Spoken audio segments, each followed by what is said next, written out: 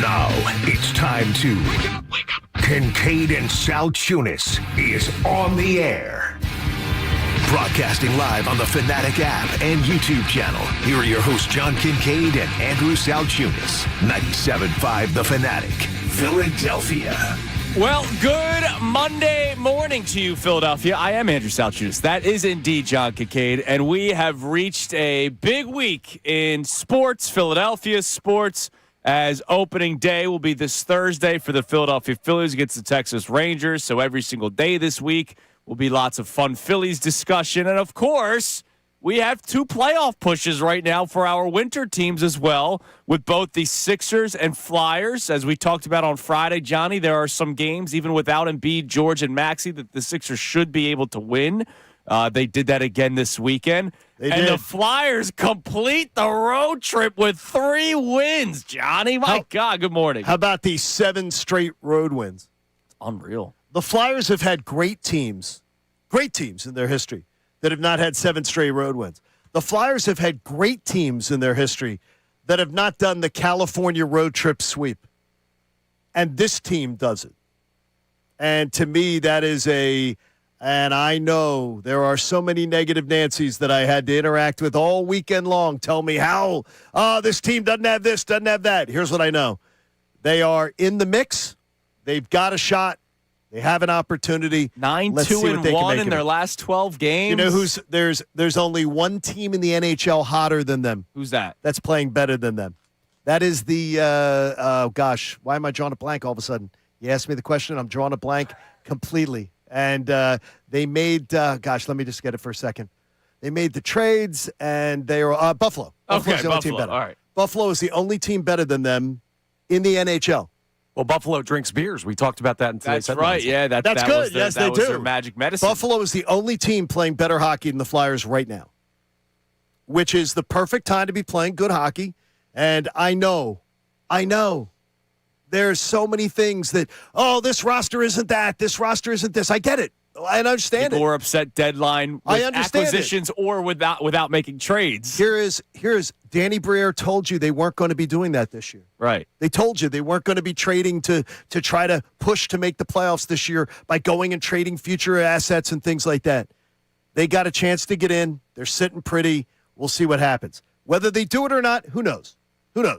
But I'm pleased. That was a lot of fun. It was a great weekend. We'll talk a lot more about the Flyers and Sixers come up here in a little bit. But opening day starts Thursday. Oh, that's another thing. Happy holiday. You know how much I love opening day Thursday. Oh, it's so much fun. You know, have you checked the weather? No, I have not. How about 70 and sunny? Okay, yeah, that sounds good. Does that sound good? Yeah. Sound good to everybody? I'll take that. It sounds beautiful. Good. 70 and sunny. That's either go to the ballpark weather or it's watch outside weather, or go to a bar that's got like the big garage doors that open up. I love you in the garage doors. It's always a thing that draws you in. Damn right, man. Look, if you have garage doors at your establishment and they open up, I might be a patron of yours. Like, just let's make it happen. And if garage is in the name, Connor's absolutely going. Absolutely. I know a place. Exactly. So opening day's on Thursday. Can't wait. We're all on the same page here. We're so excited. They're going to be a good baseball team. They got a good club. They got a good club, and there's a lot to pay attention to this season. So where we want to start this morning, for you to climb in at 610-632-0975, and, of course, we kick this around the room. Who has the most to prove for the Phillies in 2026? I was driving in this morning, and I was thinking, referendum season, all that kind of stuff. And I'm like, there's a lot of guys that you might have to think about. And we can all give an answer, and it doesn't necessarily have to be a player. It could be a manager, if you think Rob Thompson, or in my case, the president of baseball operations, the Pobo.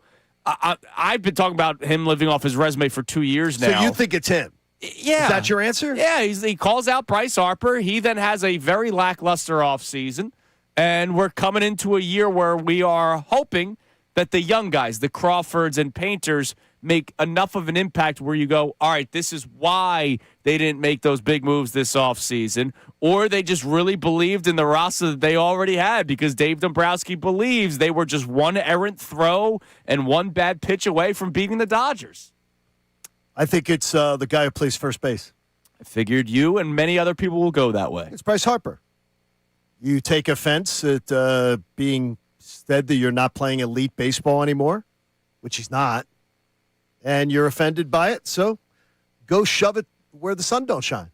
And, make a statement. Show everybody that you are elite again. Show everybody that you are that kind of player again. I know he could do it. He could. He's got the skill set to potentially do it. Whether he's still got it in his bag, we'll find out. Find out. He was offended by it. Now go. There's nothing more better than a talented person that has something to prove that is motivated. Oh, yeah, absolutely. And I believe Bryce Harper, motivated Bryce Harper, could be a very dangerous thing. Yeah. Could be a very dangerous thing. And let's all hope that comes to fruition. That would be great. Connor, Philly with the most to prove in 2026 for you. It's hard not to pick Harper. I'm going to throw another hat in the ring, and I know we're going to talk about this more next segment, but with the news this weekend, I think Christopher Sanchez is a name you got to look at. It is a very interesting answer. It's one that I thought of this morning as well. Obviously, you pick your one, but when you're driving in, you're thinking, all right. Because you get one. I mean, you got to pick one. But where could people be leaning toward? And Connor, with the big news of the Christopher Sanchez contract, they paid him to be the guy. And he's been your best pitcher for 2 years. He's been your best starter for 2 seasons. Sure. Now, here's where you can start asking questions. How's his arm this year? Through the most pitches in his career last year, right? How does he bounce back? We need him to bounce back or continue because Zach Wheeler, we're not entirely sure how he's going to be looking when he comes back. It's not the expectations of Aaron Nola to be your ace, even though you said it so kindly one day, calling Aaron Nola an ace. Yes, I got paid to do that for the AACR, and I was glad to do it. Christopher Sanchez is your ace, and if we're talking about how this team will go as the pitching will go, all the money is directed toward the lineup. But if we're talking about the pitching being the strength of this team, it starts with him. I like Connor's answer in the long-term view. I like Andrew's answer in the short-term view, and in my view, I think is the view that most Phillies fans fall into. I'm sure there will be. I think short-term view Andrew, long-term view Connor, and I think just prisoner of the moment, it's the majority of people would probably lean where I am. Is that, but I really do believe Harper, look, it's not like Harper's had a drop-off where it's been embarrassing. No, he still had a good statistical season last year. Yeah, I mean, to me, very good. It's that you just can't. I hear some people that will call and they project his statistics. Well, if he played 40 more games, you can't do that. You can't do that. That's not how baseball's played. That's the Boban Marjanovic per 36 minutes. Yeah, I mean, well, if Harper played 40 more games, he would have been top 10 in this and top 5 in this. Unfortunately, he doesn't. And he hasn't for a long time. His body is breaking down on him, whether we want to believe that or not. He's an old 32. Yeah. And I don't mean old that he's decrepit or anything. He's just entering played his a lot of games. 15th season of Major League Baseball. I had a really, really interesting conversation. Sorry to scare you guys. At a kid's birthday party? No. Before that. All right. I had my my yearly checkup on Friday with my doc. What was the conversation like? Well, he's a big baseball fan. Oh, okay. Used to play collegiately. It's one of those guys that he played some ball. Played baseball in college, but also smart enough to be a doctor. I'm like, wow, that must be nice. He's like a minor league Jordan Mailata because Jordan Mailata can do 7 different things. Okay. There's only a handful of us out there. Your doctor, can he sing? I'm not sure, but he told me he recently started picking up the cello. So this guy can do pretty much anything. You're doing too much, Doc. So we're talking some Just Phillies. focus, Doc. Turn your head and cough. And Bryce Harper, he is concerned about from a doctor perspective.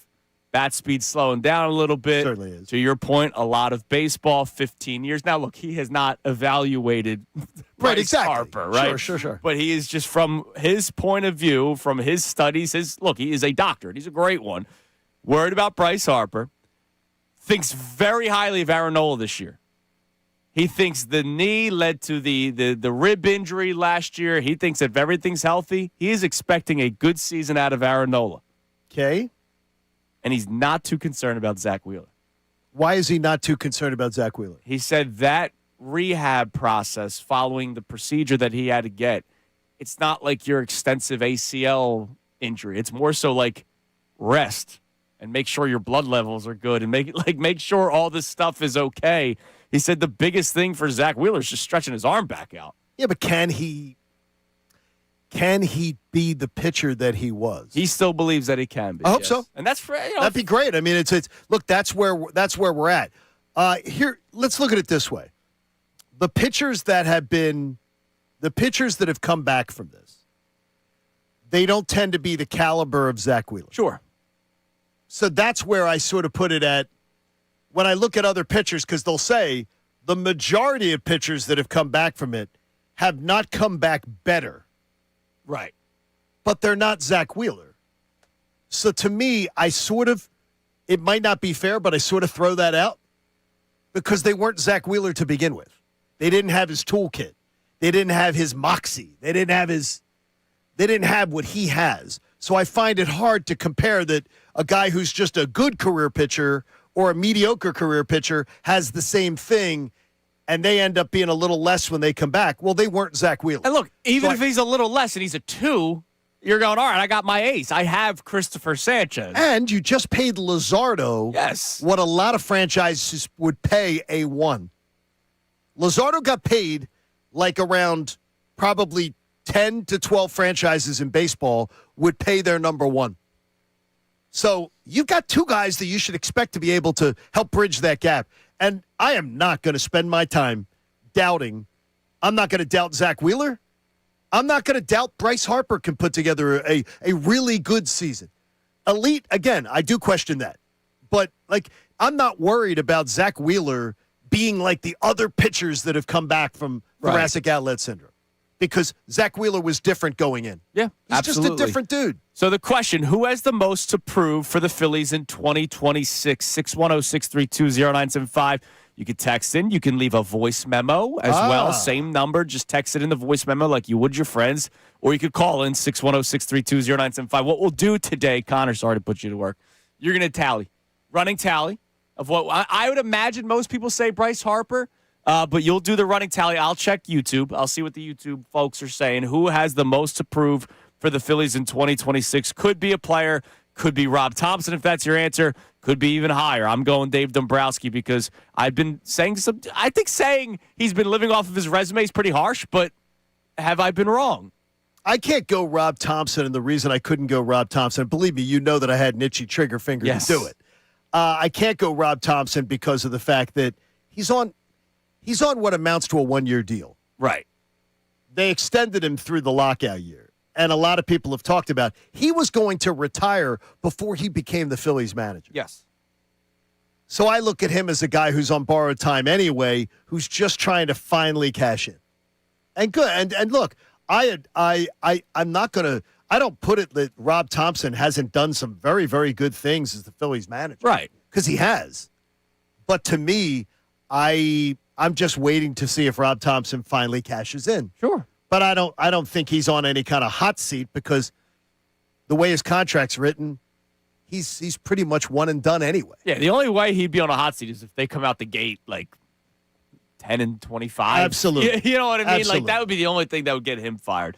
All right, so we'll get those answers 610-632-0975. But we started the show obviously talking about the fun weekend for both the Sixers and the Flyers. Sixers, they beat the Jazz. They were supposed to beat the Utah Jazz regardless of who was on the court because the Jazz are quite literally purposely trying to lose. But when you start peering at the standings for both the Sixers and Flyers, I know, Johnny, you have a big breakdown ready for the Flyers. The Sixers are tied with the Atlanta Hawks. Hawks are currently the 6th seed because of the tiebreaker. Sixers are the 7th seed. The team I keep on telling you that they could catch up to, Toronto, now losers of 2 straight games. You're just a half game back of Toronto. So I'm not eyeing the Hawks as the team you jump. Maybe the Hawks jump Toronto, and then you jump Toronto, and the Sixers could still finish as a playoff seed and not a play-in team. It all depends on who Joel Embiid is when he comes back, whenever he comes back. When is he coming back? He's not coming back tonight. We already know that he's not playing against the Thunder. What about any chance you think Wednesday night for knockout? That would be awesome. Paul George is coming back, right? That would be any chance? A good thought. Yeah, and it'd be nice. I mean, of course, helping out the radio station and everything, giving us a little something to watch there. That'd be a lot of fun. I mean, it would be great. The one thing I told you about, like the Hawks on that 11-game bender. Right. that's bound to look. Water's going to find its own level. It's because they never did Magic City night, and so they never had that distraction. They never had it. So it's to me, they're bound to come back to earth. Yeah, that's coming. So we'll see what happens there. So the Sixers still potentially in it for a non-play-in seed. The Flyers are not that far out right now. You want to know the Flyer stuff, because all the negative Nancy's were just giving me the Flyers aren't really in it. They're not really there. Flyers are currently 5 points out of the last wild card, but they have 2 games in hand versus the Islanders.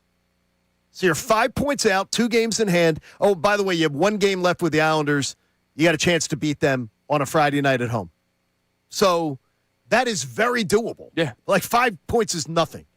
They're 5 points out of third place in the division, which is an automatic playoff berth. Sure. With 1 game in hand versus Columbus. All right. Who you playing tomorrow night? Damn right you are. Columbus. So you could close it by tomorrow night. You could be 3 points out of third place with a game in hand versus Columbus. They're 6 points out of second place versus Pittsburgh with a game in hand. So pick up the game in hand. You could be just 4 points out versus Pittsburgh. So the Flyers are very much alive. But you got to just the winning just has to continue. Tomorrow night, I almost look at it as a must type of win. I know it doesn't mathematically. It's not a must type of win. It has the vibes of a must type of win because I thought you were anti-must win game guy. Unless mathematically it matters. Well, I say it because but with Columbus, you're trailing Columbus. Sure. You beat Columbus and you keep them from getting a point. Keep them from taking care of business. And then you've got Saturday night at Detroit, a team you're also could be tracking down. You got Saturday night at Detroit, prime time, the whole country watching the Flyers on an 8 o'clock primetime game. When's the last time you saw that? It's been a long time, Johnny, long time. So here's our question for you regarding both the Sixers and Flyers. Last week, was it Thursday or Friday, we asked if people would sign up for a pact. I believe that was Friday. All right, the question Friday was, are you signing up for a whatever happens pact, right? And a lot of people said yes, and then we broke it down if you would do one team individually. Majority of people picked just the Flyers, not the Sixers, understandably so, because the Sixers they set themselves up for that.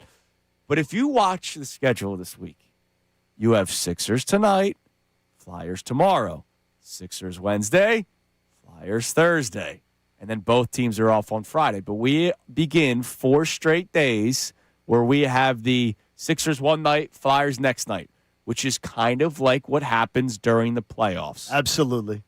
How are you watching the rest of this season? You have 11 games left for the Sixers, all right? Only 11 games are left. You have 13 games left for the Flyers. Have these two teams, because it's been up and down years for both of them. It certainly has been. The Sixers have hit peaks. The Sixers have hit valleys. The Flyers have hit some. They might be peaking right now. Who knows? A very good time. No, they are peaking. Right. Like this is for this team. They're 11 games over 500. They're peaking. Yeah, we saw their valley right before the Olympics when Vladar got hurt. Right. Then there was both trade deadlines. Depending on where you fell in the conversation, there was a lot to talk about with what the Sixers did at the deadline and with what the Flyers did or did not do at the deadline. Same goes with the Sixers. Are you now starting to lock in? Like, we are at playoff push time. Regardless of what you think their big picture is. Like, I don't think the Sixers are winning a championship, and I don't think the Flyers are winning the Stanley Cup. But there's that, honestly, with all the Sixers young players and all of the Flyers young players. The Flyers young players, you just want them getting invited to the party. Experience, man. You want them to go to the prom. You want them to go through the process of buying a corsage. Yeah. Understanding the whole process.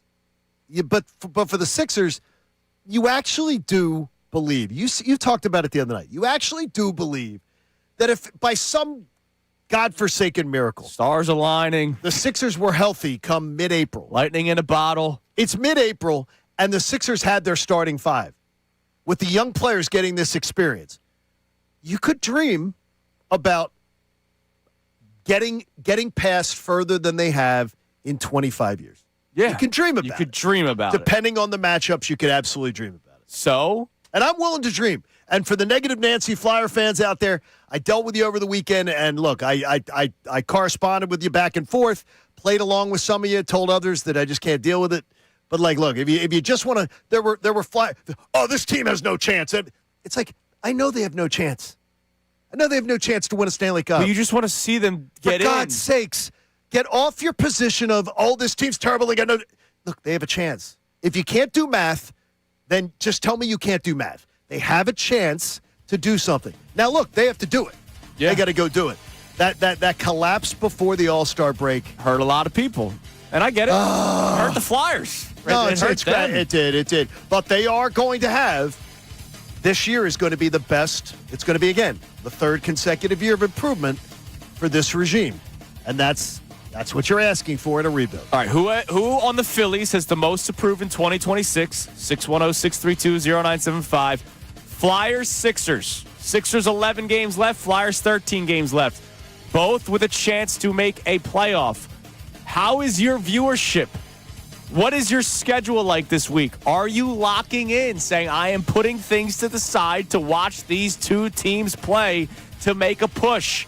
We want your answers on that as well. Coming up next, big move for the Phillies happened this weekend. Connor touched on it. It's going to be nice to know that they have someone locked down for many seasons to come. It's Kincade and Salciunas, 97.5, The Fanatic. Now on 97.5 The Fanatic Sports Update.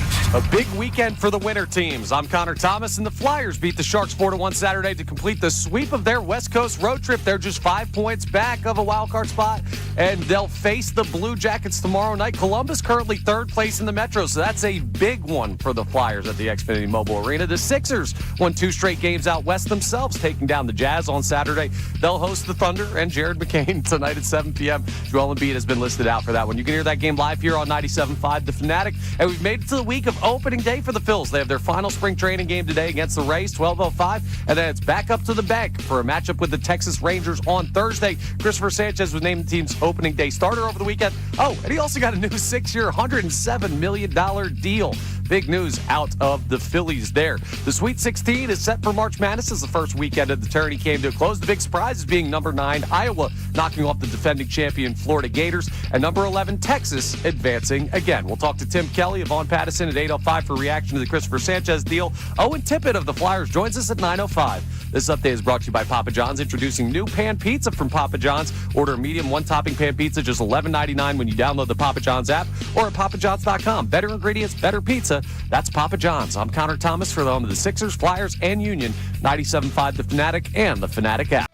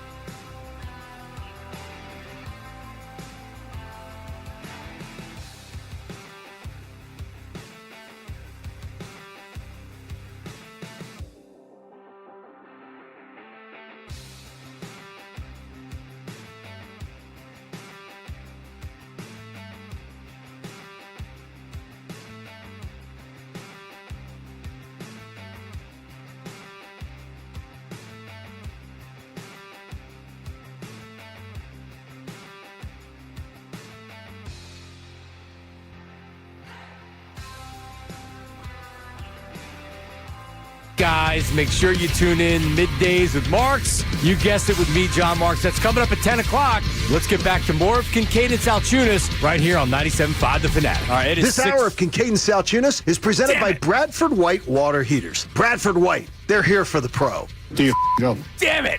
I haven't done that in a while. No. Dude, it's a big week, man. So I should get my game together. I should get my act together. Big week. I can't come up with small. Who has big the week. most to prove on Kincade and Salciunas? Right now, Andrew Salciunas. right now it's me. So yeah, we have a big week ahead. Opening day on Thursday for the Phillies. We embark the journey of, please make it happen this time. Please get to the NLCS. Please win a World Series.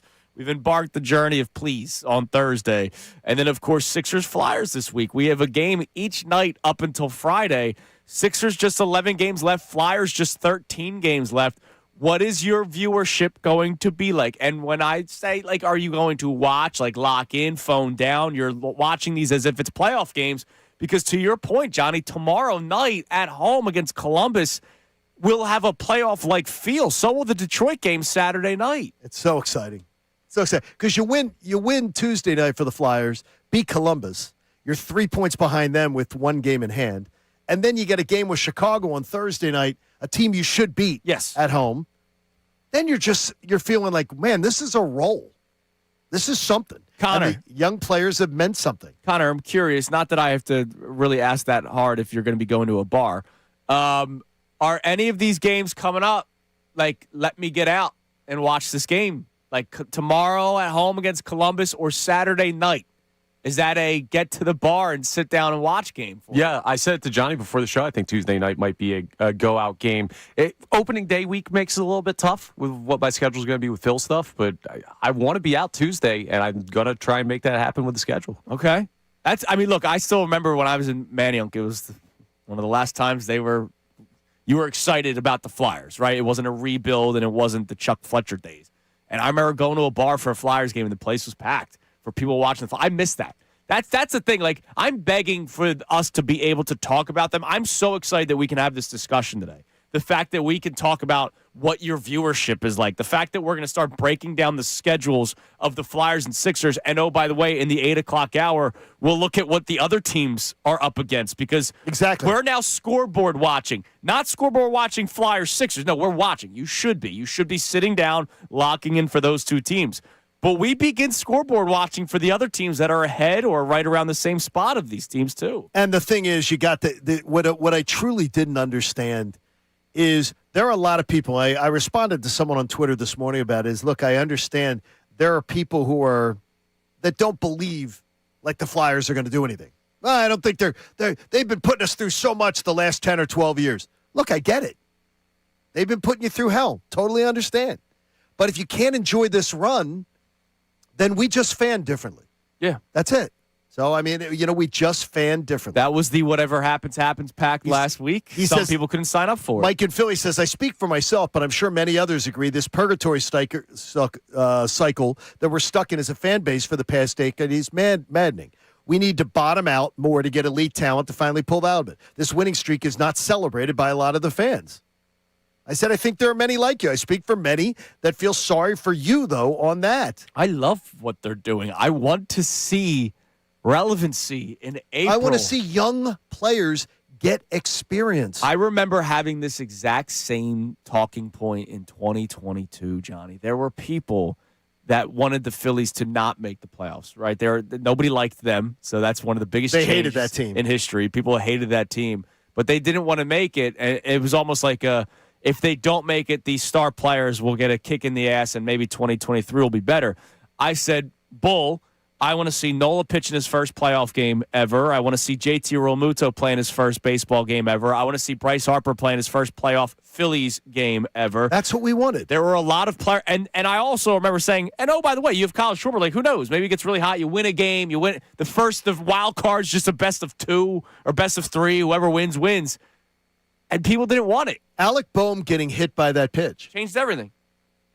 Look, and then the and his first experience, Stott's first experience. Who was the why am I drawing a blank? Gene Segura. Gene Segura on the drawn in infield. Yep, little slap single other way. It was way. unbelievable. Threw the bat 800 feet in the air. I think that was that. Was that That was. swing? It was that day. Yeah, I mean, it was awesome. That was amazing. So experience for young players. It's worthwhile. And who knows? You get hot. Especially we know hockey. Like you never know, right? You never know. Hey, Dan Vladar has been one of the best goaltenders in the NHL. And a hot goaltender can carry you through in the playoffs. Like you can do amazing things with and surprise people. Who the hell knows? Like who knows? And by the way, the Flyers are one of the best road teams in hockey. Like who knows? They're gonna have to open up on the road most likely. Sure. Who knows if they get there? Yeah, nobody's saying they're gonna. Nobody's talking Stanley Cup. Right. Nobody's talking about going on a run and winning a championship. It's experience. It's getting these young guys some experience. It works. All right. We'll get more of that. We'll check the Davis Honda text line here in a moment. Feel the Davis difference. Davis Honda, Burlington, awesome. Love them. Christopher Sanchez extension. That was a shocking. Just out of nowhere. That was shocking that it came out of nowhere. Just comes out on Sunday that Christopher Sanchez, they reworked the deal. If you guys remember, just a couple of years ago, it was before last year or before 2 seasons ago. I forget when it was. Dave Dombrowski was like, and look, I'll credit Dave Dombrowski on that one. As critical as I am of the Pobo, I will credit Dave Dombrowski for seeing something in Christopher Sanchez. This was before last year, right? So it's not like and getting it done. Yeah, he said, you know what? We see something in this guy.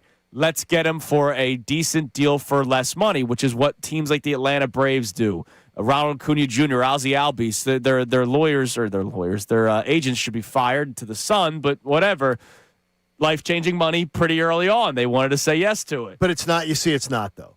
It's not because that's what they wanted. I can tell you point blank, sure, being there for both of it. That's what the players wanted. The players did not want to wait. The players knew it was generational wealth in their country that changes their family, and they didn't want to wait 5-6 years to change their family's lives. They wanted to change it now. And I can tell you, one of said players, now their entire family can live within a compound. A walled, beautiful compound in nice housing. Sure. And they wouldn't have to wait 5 years to have that. So the agents did what they did. Now, here's what the Braves have not done that the Phillies did. The Braves have not gone back and said, let's rip this up and let's start over. Which could end up costing them big time. Like we'll see when Acuna signs and whether Acuna signs there. So Christopher Sanchez, the deal will start 2027 if they play baseball. He'll make $3.5 million this year for the Phillies, and then it jumps up. They gave him a 6-year contract. And look, deservedly so. The guy's a stud, right? He's a really good pitcher and a soft-spoken, just lead by example, do his job. No one could even identify his voice, right? You know, he's just he's been a hell of a find. Yeah, absolutely. And now he's a part of this rotation with Luzardo, with Zach Wheeler until he decides to retire, and who knows, right? We had Jim Salisbury on not long ago, or Scott Lauber, that basically was like, we'll see. You know, his tone changed a little bit. I think this tells me the Phillies know. This contract tells me the Phillies know. Because if they were thinking that there was a chance there with Wheeler, this tells me they're locked down. They locked down the guy they think is going to be their long-term ace. They locked down Luzardo. They hopefully have Painter. You know, obviously Painter becomes what they think he's going to become. If they get anything with Wheeler now to extend, it'll be gravy. I don't think Wheeler's going to decide to come back. Who knows? Who knows? He may, but I would expect that Wheeler will be done when he's done. Connor, were you thrilled this weekend? Kinda. I love the deal that they had him on. He deserves it. Like, he fully deserves it. I'm never against good players getting paid good money, but the contract that we just a week or two ago called the best contract on the Phillies and one of the best in the city is now completely rewritten for one where you're spending more money on the guy. So you have a mini Jim Bowden take. No, I completely disagree with Jim Bowden's take. Okay, and I did see explain the Jim Bowden So take. Jim Bowden went on social media and basically said that this might change things. He said the way Phillies reworked the contract of Christopher Sanchez sets a horrible precedent for teams. Great for Sanchez, generous of the Phillies. But now a player that has far outperformed his agreed-upon contract might ask his club to do the same. Well, they have a player who, early in his deal, asked them to do it twice in Bryce Harper. Now Bryce Harper doesn't have the hand to do it because he hasn't been, lighting up the house the way he was. So I do understand Bowden's take. Absolutely understand that take. Yeah, people got really upset with him on social media. I don't know why. I think there's a difference when a team realizes, okay, we're not paying this guy enough. We're not paying him enough. This guy is totally outperforming this contract, and he's a young player, ascending player, that we're going to end up getting screwed down the line. That's why I think they know Wheeler's retiring.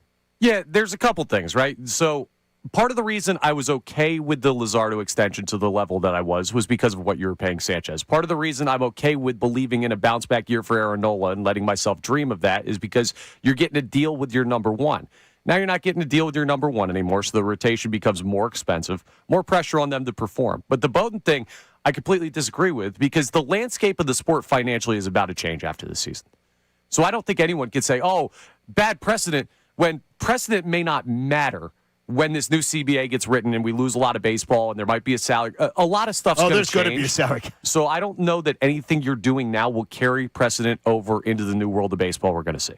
All right. Connor, you're on a real roll. You're on a roll. I think I'm afraid for March to end because I find myself sitting listening to Connor going, he's going downhill after this bright. one. Tom Izzo, Connor Thomas, March. I think that might be it. That might be it. By the way, shout out Curtis Mead. He was the player the Phillies traded to acquire Christopher Sanchez. Curtis Mead, still in Major League Baseball with his .240 batting average. Quickly, did you guys ever see this truly coming first couple years with Christopher Sanchez? No, absolutely not. Where he'd be a 1 or a 2. Bro, he just randomly started throwing 97. Like, who does that? It's unbelievable. Yeah, no, by the way, the team didn't want him to pitch many innings in the playoff By the way, game. God bless him. That Arizona game, he was dealing, and they were like, we want Kimbrel.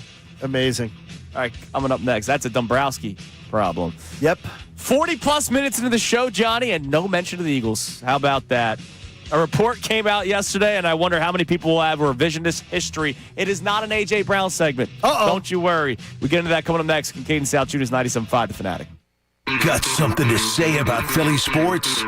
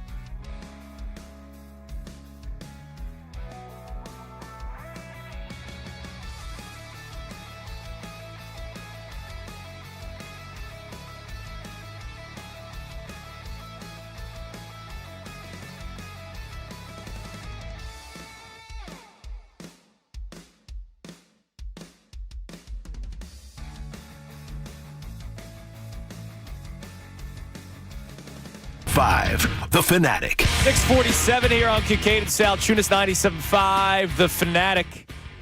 All right, before we get to the Davis Honda text line and before we get to Dr. Avidan Appel, Iron Mountain Men's Health poll of the day, there was a report over the weekend, Johnny, about what the Eagles may be looking for in one Tanner McKee. And I just wonder what the revisionist history may be when it comes to Tanner McKee. It was according to Jimmy Kempski of the Philly Voice. Rich Cimini? Rich Cimini. He covers the Jets. Yep. Rich Cimini, really good writer. Apparently the Eagles or the Jets were intrigued by Tanner McKee. I know you brought that up last week. That was the one where I thought, because when I thought they made the move at quarterback, I thought the call was going to be for Tanner McKee. And according to reports, the Eagles are looking for at least a second-round pick for Tanner McKee. They're out of their mind. So they're out of their mind. Yeah.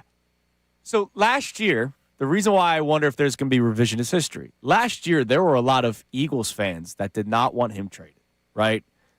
I am always of the belief if you can get something for your backup quarterback, and I get it, we're blinded by the Nick Foles backup quarterback wins the Super Bowl, right? I totally understand. But I wanted to trade Nick Foles after they won the Super Bowl because I never thought you'd get higher value for Nick Foles ever again. You and I were on the same – we did not really know each other at the time, but we were on the same page. To me, that's just business practice. I when would it comes to football. absolutely have just done that and said, yeah. Yeah, Wentz was your guy, even though there were Eagles fans that wanted Foles to be the guy, and that's a whole other conversation. But Wentz was the guy. We all knew it. And so I would have traded Nick Foles for the highest value could have possibly gotten. I would have done the same thing with Tanner McKee last year. There were a lot of people that, no, you can't do that. He's so good. When you had a chance to watch him play one game against the New York Giants in Week 18, and because he carved up a Giants defense that didn't care anymore with Jahan Dotson, people thought that Tanner McKee was a lot better. Tanner McKee might be a good quarterback. I don't know. I'm not a football guy enough to be able to break down what Tanner McKee's ceiling is in the NFL. But I wonder if people are now so quick to move on from him because they thought he was like the greatest thing in the world, and then he plays one bad football game. There's going to be a lot of revisionist history with Tanner McKee. There will be, but I would never in a million years think you're getting a second round. If they get a second round pick for Tanner McKee, I will say right now, you're not getting a second round pick for Tanner McKee. But I love that you asked for it because you asked for the Jets' second round pick. So you asked for a first round pick. Right, pretty much, yeah. You're out of your minds. You're out of your minds. But it is the Jets. No, Connor, you're absolutely right. I mean, look, you're right. I'm not saying, and remember, there's no harm in asking. No. There's no harm in asking. You know how in Madden you can adjust attributes of players, like you can go into or like create a my player. Somebody should create a new Tanner McKee and just put 99 everything. And maybe the Jets owner's son will say, wait, who's this guy? In case people don't know, they made some decisions based off of Madden. I really don't in a million years think that I don't believe you're getting a third round pick for him. So I'll even go further. I don't think you're getting a third round pick for him, but that's cool. I mean, look, Howie knows how to do his job. Howie knows how to play this game. And look, I think that Howie most likely asks for the sky every time. Absolutely. See the A.J. Brown discussion. He could have asked for a second round pick and then quickly moved off of that, and they would have been like, hell no. And then he goes, okay, let's talk brass tacks. What's it going to take? Right, but McKee's a redundant player at this point with the Andy Dalton acquisition. I think he is. So I think you got to move him. Listening to yesterday morning, got out of the gym early, listening to Andrew DiCecco yesterday morning, Sunday morning with his Eagles. I forget what they call the Sunday morning show, but it's like Eagles Diary or some excellent show. Maybe Eagles Digest. Great is it Eagles Digest? I believe so. Excellent listen on Sunday morning. Came out of the gym. There it was. It was awesome. And I got to tell you that he doesn't believe it's as foregone a conclusion as much as a lot of other people do. Yeah, he talks. I was listening to it too. I had to go. It was really I had to go good. pick up some bagels. That's a great thing to listen to. And he was talking about the quarterback room. They didn't need Sam Howell last year, but they just wanted more bodies in the quarterback room. Yes, and I got to tell you this: when DiCecco talks, I listen. Yeah, and absolutely. And they may want to go into camp a little bit more loaded. Yeah, why not? All right, Connor, music, please. That wasn't the only move by the Eagles this weekend. Oh, happy day. I never have to watch who I believe is one of the dumbest players on the football field ever wear Eagles green ever again. Sidney Brown. I can't believe it. Sidney Brown traded to the Atlanta Falcons. Eagles swapped 4th and 6th round picks for the Falcons. So they swapped the position. Yeah, exactly. Picks 114 and 197 go to the Eagles in exchange for picks 122 and 215. So the Eagles actually climb up in both the 4th and 6th rounds and trade away my least favorite player that I've watched over the last 3 years. I strongly dislike Sidney Brown as a football player. There were people that were like, goodbye, my prince. What? And I saw a tweet of him literally kicking a player in the face. That's stupid. Like, that guy was a walking 15-yard penalty and a walking missed tackle. Like, there was no, wait, I've waited for it and I have not seen it. There has not been the thank you, Sidney Brown, has there? No, I don't think so. Okay, because there shouldn't be. Yeah, no. There shouldn't be. Now, I don't want to see the guy trashed on the way out the door. Sorry. I don't. Yeah, but come I mean, on, dude. The celebration. What did you like about him, dude? Everything about him was horrible. Okay. He could not. He could not make a tackle. Okay, he was a walking 15-yard penalty. Okay, he was a undisciplined player that never lived up to his hype. And every time he had to play safety, I was miserable. I knew he was going to miss a tackle, but people liked him because he brought energy, man. Yeah, but he was starting fights. The guy, he sucked. He was the depth guy on a team that won a Super Bowl. So and I'm not saying, Sidney Brown, Super Bowl champion. I'm just saying the celebration for him leaving is a little much. Did he play in the Super Bowl? I honestly forget. Maybe at the end. Wasn't he? Everybody played. Wasn't he hurt? I don't know. I don't know. My point is not that he played in the Super Bowl. I'm saying he didn't hurt. It's fine. I don't think it was. Yeah, I don't think it's over the top here. I don't think it's celebration. I think it was celebration worthy. Oh, he did play in the Super Bowl. Yeah, he had 2 defensive snaps. There you go. At the end of the game, Super Bowl champion. Yeah, at the end of the game, Sidney Brown did not record any tackles in the Super Bowl, so I don't have to even celebrate Super Bowl champion Sidney Brown. I'm happy that he's gone. It's as big of a day as the Furcon Cork Miles. What would you say if you were describing Sidney Brown? Completely undisciplined. Yeah, undisciplined, not that good. Well, yeah. He literally misses tackles. He misses tackles all the time. He's terrible tackler. I'm very happy that he's no longer here. All right. Coming up next, we'll check the Davis Honda text line for the first time this morning. We've been talking a lot. We'll check the Iron Mountain Men's Health poll, man. Dr. Avedon Appel. Poll's strong. We already know that it is. But we'll get some results coming up next on that. We'll quick reset of today's topics, where we're asking you who the player is on the Phillies has the most approved. Flyers, Sixers, how you're watching. Are you locking in 11 games left for the Sixers, 13 left for the Flyers, as they're both making a push for the playoffs? And coming up next, the opening day roster is set, Johnny. Uh-oh. Who made it, who didn't, and an update on Zach Wheeler. It's Kincade and Salciunas, 97.5 The Fanatic. Now on 97.5 The Fanatic Sports Update. Flyers sweep out west. I'm Connor Thomas, and this update is brought to you by TireRack.com. Rain or shine, drive with confidence on Verdestin Tires from Tire Rack. Verdestin Tires deliver precision handling, dependable traction, and quiet comfort. Ship fast and free with 2 years of free road hazard protection. Visit TireRack.com. Flyers took down the Sharks Saturday to complete the sweep of their West Coast road trip. They're just 5 points back of a playoff spot, and they'll face the Blue Jackets tomorrow night. Columbus currently 3rd place in the Metro, so a huge one for the Flyers as they continue their playoff push. Sixers won 2 straight games out west themselves. They beat the Jazz on Saturday. They'll host the Thunder tonight at 7 p.m. Joel Embiid been listed out for that game. You can hear it live here on 97.5 The Fanatic. We've made it to the week of opening day for the Phillies. They have their final spring training game today against the Rays, and then it's back up to the bank Thursday against the Rangers. Season starts. Christopher Sanchez was named the team's opening day starter over the weekend, and also got a new 6-year, $107 million contract. And the Sweet 16 is set for March Madness. First weekend of the tourney has come to a close. Big surprise is number 9 Iowa knocking off the defending champion Gators yesterday, and number 11 Texas still dancing in the Sweet 16. We'll talk to Tim Kelly about the Christopher Sanchez news at 8:05. Owen Tippet of the Flyers joins us at 9:05. This update's also brought to you by Papa John's. Introducing new pan pizza from Papa John's. Order a medium one-topping pan pizza, just $11.99 when you download the Papa John's app, or at papajohns.com. Better ingredients, better pizza. That's Papa John's. I'm Connor Thomas for the home of the Sixers, Flyers, and Union. 97.5 The Fanatic and the Fanatic app.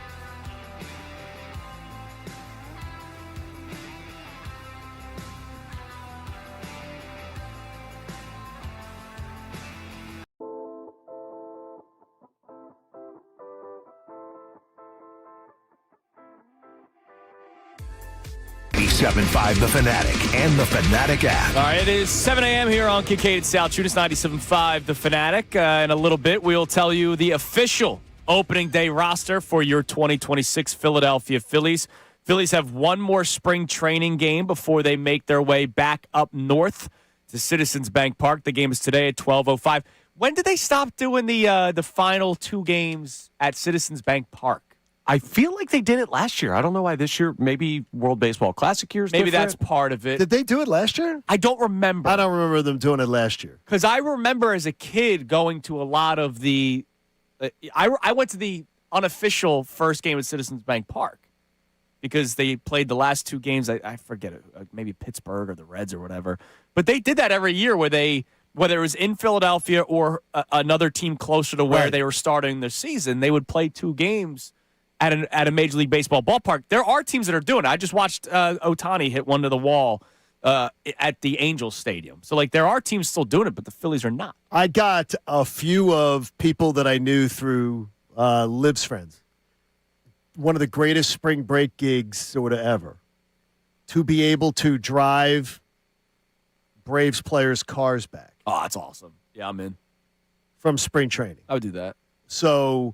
Yeah, I'll put a brick on the pedal and let that thing go off a bridge. They flew Braves it. players. They flew it. Wow. Look, these kids grew up Braves fans. You drive back your favorite Braves players' stuff. They load up the car and they go, we want to fly Hell, back. as a Phillies fan, I want the paycheck to drive a nice car. Oh, no. They're not driving Carlos the Civic, brother. These kids got a nice paycheck to drive. Yeah, dude, I'm in, man. And to drive nice cars back. And I'm like, okay. Now it's like they're checking the kid's driving record. They're saying, sorry, Ronald, I don't know what happened. That tree came out of nowhere. It's unbelievable. No, I am driving that car safely. You would have loved that gig. You would have loved that gig to be able to drive. Hey, because the players absolutely look for people to drive their cars back. Yeah, I love that. Do stuff like that. It'd be awesome. I'm in. All right, let's check first the Iron Mountain Men's Health Dr. Avidan Appel poll of the day. Listen, man, it happens. All right. I know it's Dr. Avidan Appel. He might actually enjoy that nickname. I don't know. We'll ask him about it. I think he's heard it before. What do we got on the Twitter account 975 The Fanatic, Mr. Thomas? All right, our main topic of the day is also our Twitter poll today. Who has the most approved for the Phillies this season? We put 4 options. You can also comment below. The 4 options that we put, though, were Bryce Harper, Dave Dombrowski, Christopher Sanchez, Rob Thompson, and there is an easy favorite in this one. 70% of responders are saying Bryce Harper. 18% Dave Dombrowski, 10% Rob Thompson, and only 2% saying Christopher Sanchez. I'm sorry I took the low-hanging fruit. Because I took the low-hanging fruit. I mean, it's not the low-hanging fruit. It's not that you're wrong. But it is the low-hanging fruit. It's so obviously that it's Bryce Harper. Because Bryce Harper's made this, shockingly, all about him. That's sort of what Bryce does. He's made it all about him. Made this entire offseason's all about him. So now it's his chance to step up. And by the way, I think he has a great chance to do that. Like I believe Bryce Harper has it in him to say, hey, let me show Dave Dombrowski what I am. Absolutely. What I still am. And I hope he does, because it's great news for all of us if he does. It means it's good things for the Phillies. The question for you, who is the Philly with the most approved? 610-632-0975. So Connor put those options on the Twitter poll. I'm curious, because this is my brain, again, driving in this morning, I'm thinking, all right, what other directions could we go in with that? Would anybody say Kyle Schwarber? Why? Because Kyle Schwarber got another big paycheck. Yeah, but he's done nothing but prove that he's worth every penny the Phillies have paid him. Sure. But he's so one thing is Kyle Schwarber should have to prove nothing to you. Okay. Because he's done nothing but prove to us that he's been worth every single penny. You weren't totally thrilled about the 5 years? Oh, no, I wasn't. But the thing is that I also have no problem thinking that Kyle Schwarber is going to absolutely deliver for the first 2, 3, that Kyle Schwarber will do what he's been done. Sure. So, and I can't help but the Phillies are just what Dave Dombrowski chooses to do, I can't figure out. So he's the one spending the money. Well, I was fine with the contract. I wasn't fine on 5 years. Not at all. Not at all. What about JT Realmuto? Well, that's a horrible. He got a contract. Stupid contract. This offseason. 3 years, $45 million. Well, they said stupid money, and they spent it. That's stupid money. That's the definition of stupid money for a declining player. It's stupid money. He's a declining player, and they paid him, and he had no other multi-year offers on the table. And they go in and they pay him at the top of the market. Yes, they did, Johnny. So they pay him as a top catcher in the game. 6 for 6 on challenge system so far. Hey, that's important. That's important. Yeah, it's big. All right, what do we have on the Davis Honda text line? Who on the Phillies has the most to prove in 2026? Also, what is your viewership like for both the Sixers and Flyers? This week is a big week if we're talking about pushes for playoffs. Huge week. 2 games for the Flyers before the weekend. 2 games for the Sixers before the weekend. We have a game tonight, Sixers, tomorrow, Flyers. Wednesday, Sixers, Thursday, Flyers. This is what we dream for because it's been a while since we could talk about playoff pushes for both teams in the winter. The Sixers are half a game out from not being a play-in team, right? The Raptors are a half game up as the 5th seed. And the Flyers, Johnny broke it down. You are 5 points back of that final wild card spot with New York, and you're 5 points back of that final Metro spot with Columbus, who you play tomorrow. And you got 2 games in hand for the final wild cards. I mean, that is great. And you're playing Columbus. You're 5 points back of Columbus with a game in hand, and you play them tomorrow night. Damn right. All right, what do we got, Connor? So Jared in Nebraska checks in. He's probably happy because Nebraska's still dancing right now, but he also brings up the player that he thinks has the most to prove.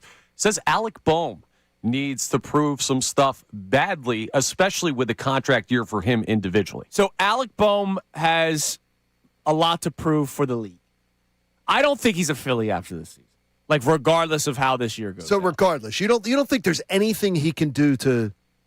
Well, at this point, unless the Phillies offer him more money than any other team, if you're Alec Boehm, are you like clamoring to come back? They've tried training you for 2 years. Like, are you clamoring to come back here? If you're Alec Boehm? Nah. No. If a team offers him, let's say it's Phillies offer him the exact same amount of money. He's a West Coast guy, right? He looks at Wichita State. I think he's from. I thought he was Midwest. All right. Well, maybe he wants to go out west, right? He's got the long blonde hair. Let's say the Angels offer him the same amount of money as the Phillies. He's got the long blonde hair. Does he stay with the Phillies or does he go to the Angels? California taxes will whip his backside. No, he'll take home far less money, and the taxes here suck. I think but the taxes in California will really whip his backside. Aiden Miller's year is going to determine a lot about the future of Alec Boehm. What year? Yeah, if he plays. Yeah. What year? We'll see. The guy's got the back injury still. Man, I don't know. I think Alec Boehm has a lot to prove for Major League Baseball, more so Philadelphia at this point. Yeah. All right. What else we got? All right, so another texter is saying that Bryson Stott has the most to prove for the Philadelphia Phillies. With Justin Crawford coming up and hitting in the 9-hole, you have another high-level contact hitter, and that could be a cover-up of what Bryson Stott's role should be. Rob Thompson already said that Bryson Stott will be on the pine against left-handed pitching. He already said it. Edmundo Sosa, Bryson Stott, congratulations. I'm glad they finally came to terms with it. Will be a full-season platoon, unless Stott, is red hot, but Rob Thompson already said it. Why did it take so long? You wanted to give the young kid a chance because the young kid, he's not a not anymore. I'm saying the last. But he wasn't a young kid last year. I mean, seriously, I don't. This is where I just don't understand. 4 straight years in the playoffs, they go, yeah, we're going to start platooning again. Or toward the end of the season when they were trying to get certain games in hand, they told you that Bryson Stott was a platoon player. That was the last 4 seasons. But I'm glad that they came to terms with it. Like I'm glad that they are doing this. That Edmundo Sosa will be playing second base against left-handed starting pitching, and Kemp will be your outfielder. Instead of complaining about it, I should just be happy that they're doing it. They finally did it. Yeah, and it's much better, I think personally, to play yourself out of a platoon than play yourself into one. Meaning, start with it, and if one of those guys earns that spot every day, that's much better than having a guy like, hey, we're going to give it to Bryson Stott, and you play your way into being a part-time player. Dude. Again, Connor with some brightness. You're on fire here, Connor. You're on fire. Feels hot in here. By the way, you mentioned Nebraska and the dance. Florida loses yesterday. A lot of people had Florida go in the distance because they won the championship last year. Florida gets upset by number 9 Iowa. The other 1 seed still intact. Duke still in it. Arizona still in it. Michigan still in it. Team Kincade Salciunas Connor for the Fanatic Bracket Challenge. We are in 4th place. Okay. We are just 10 points away from tying Ray Dunn. 20 points away. Now, does this count? Austin Jones leads the pack alongside Dr. Mike the Switch. In case people don't know who that is, that's Trent from our sales team. Trent, formerly of Guiding Light. It was his voice that was Dr. Mike the Switch. Austin, I thought he was Team Kincade Salciunas Connor. I didn't realize he made his own bracket. Hey, extra coverage. We could still hang that banner in the rafters. Austin should have made his own bracket because we didn't take his votes into account. Yeah, it's fair. And by the way, Austin, obviously, if we had taken his votes into account, we'd probably be doing better. Now, then again, Sean Rodman toward the bottom. Well, so if we also took Sean's votes into account, maybe we have no shot of winning. Yeah, we probably break even. With all due respect to Sean. By the way, Mike Vito already out because he had Florida winning the whole thing. That's tough. We'll see if UConn can do it for us. That was our our show pick to win. How the long do we have thing. St. John's going? You haven't beaten Duke. Yeah, we'll see. I like St. John's. Big game. I very much like St. John's. So. We'll talk more March Madness in today's headlines. Oh, can't wait Sounds for good. it. All right, your opening day roster for the Philadelphia Phillies. Obviously, Zach Wheeler not on it because he starts the season on the injured list, as is Orion Kerkering. Why is that, by the way? I know that they talked about it, that he's been, but what is it? I don't know. What is it? Like, he had a slow start. Was it tightness or something? I don't know. I believe he had oblique. And he just got behind. They're expecting it to be a minimum stint on 15 days. Okay. So it shouldn't be anything crazy. So we're going from the MCL epidemic to the oblique epidemic. So that's what's kept Embiid out. What I was wondering is, will he be announced on opening day? Or are they going to have Orion Kerkering down in Florida? He will stay back at the team's complex in Clearwater. See? I'm reading here. Conspiracy theorist John. Wondering if they did that for his own protection. Yeah, but don't you think more Philly? I think more Phillies fans would applaud him. Oh, it's hamstring, actually. I apologize. I do, too. I think more would absolutely be supporting him. Yeah, I don't think that's a cover-up of anything. I hope not, because I think the Philly fans are going to support him. Don't worry. When I'm down there April 2nd for the opener for the Clearwater, April 7th, the opener for the Clearwater Threshers, I will applaud Orion Kerkering. How about that? Oh, I think he'll be up by then, right? Maybe? Maybe. Yeah, he could be up by then. And Max Lazar is also on the injured list. So here are your starting pitchers. No surprise. Sanchez, Nola, Luzardo, Walker, Painter. The surprise was the order. Aaron Nola will be your Game 2 starter. So they're doing the left, right, left thing. Yep. Which I guess is fine. Yeah, it's fine. And oh, by the way, this all changes, right? Like, right. At the All-Star break, they normally hunker down and they say, all right, who do we start the unofficial second half of the season with so that they can line up certain pitchers to pitch certain games and certain moments of the season. Your bullpen, Johan Duran, Jose Alvarado, Brad Keller, Tanner Banks, Jonathan Bolin, who's been lighting up the speed gun, like 98. That was the guy that they acquired in the Matt Strahm trade.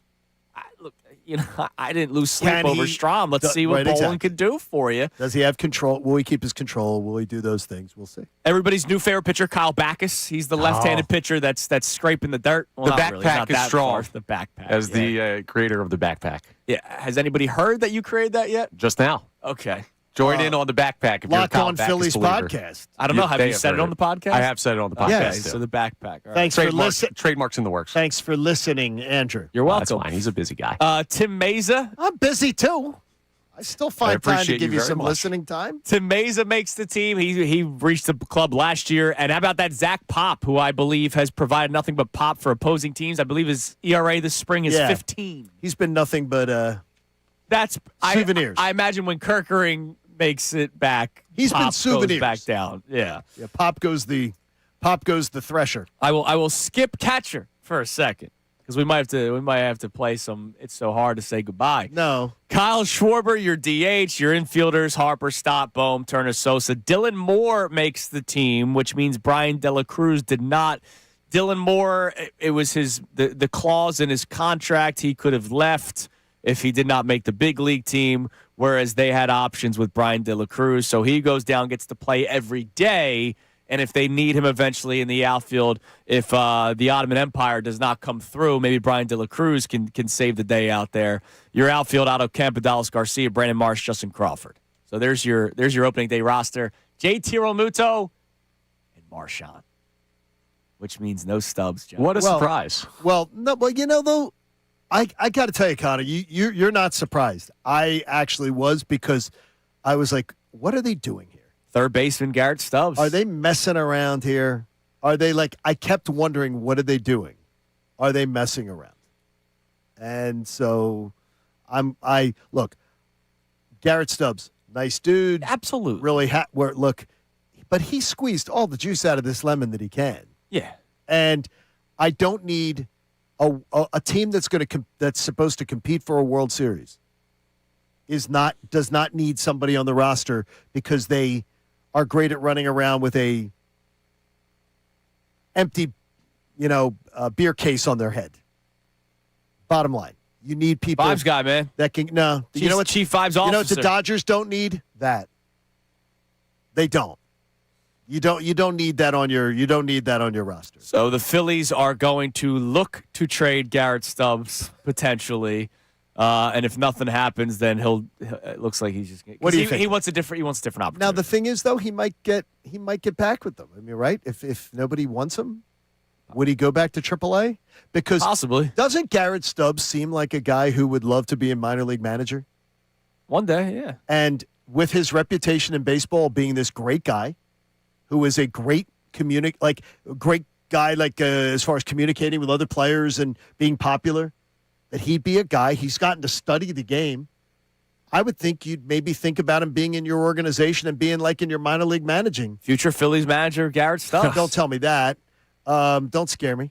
But I mean, I would think that you'd want someone like Garrett Stubbs around. If nobody else wants him, you maybe bring him back to your organization and you get him involved. Sure, but there's no path forward for him here. He might believe, hey, if I could be the third catcher in an organization somewhere that I may go up, I want to go there.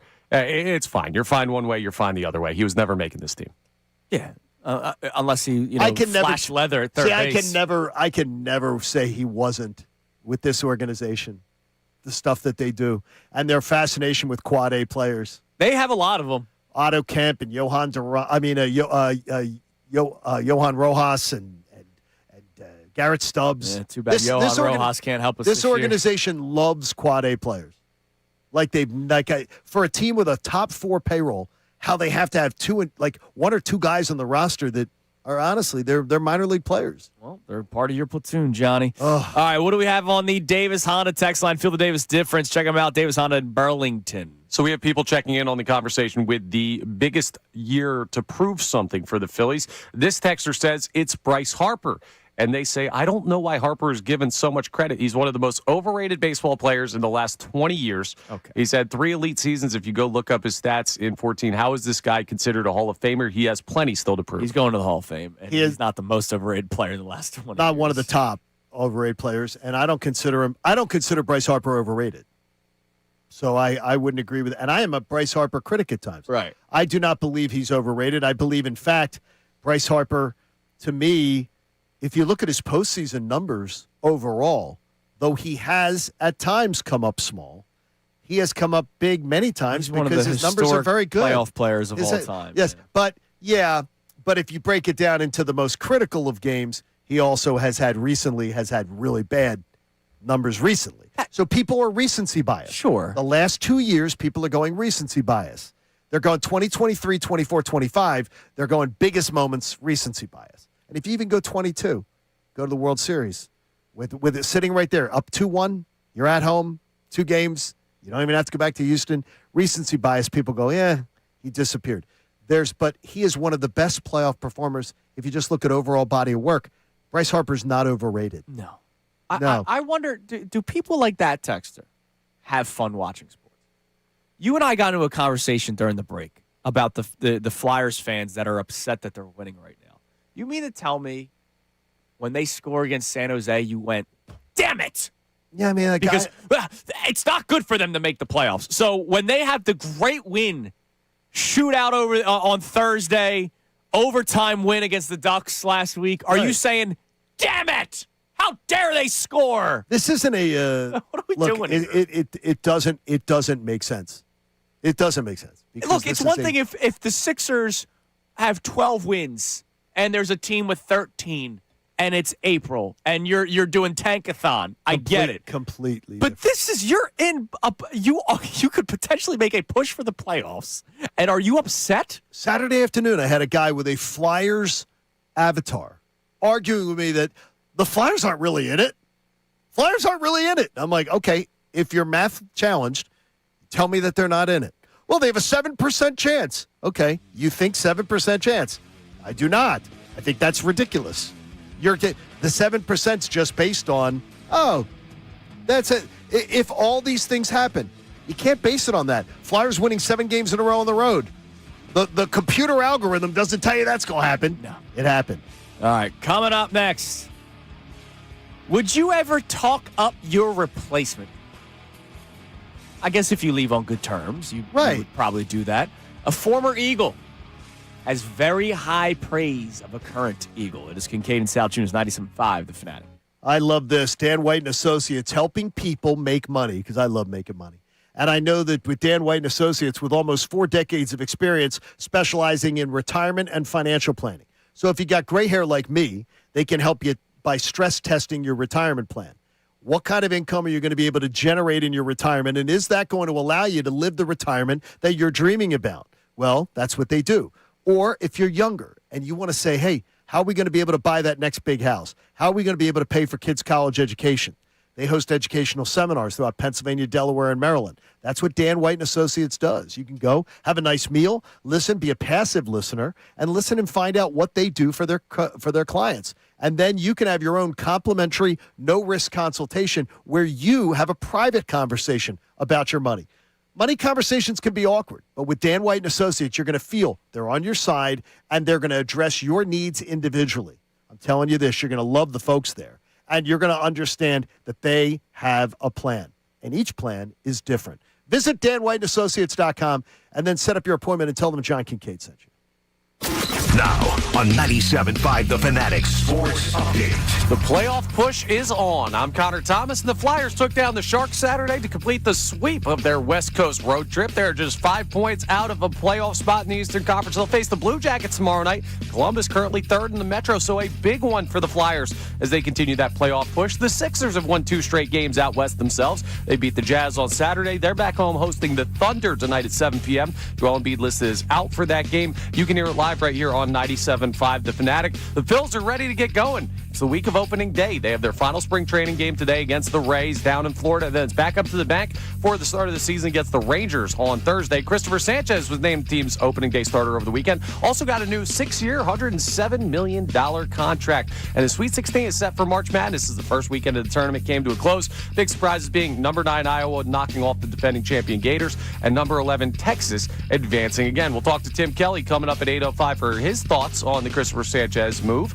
Owen Tippet of the Flyers joins us at 9:05. This update is brought to you by TireRack.com. Rain or shine, drive with confidence on Verdestin tires from Tire Rack. Verdestin tires deliver precision handling, dependable traction, and quiet comfort. Ship fast and free with 2 years of free road hazard protection. Visit TireRack.com. I'm Connor Thomas for the home of the Sixers, Flyers, and Union. 97.5 The Fanatic and the Fanatic app.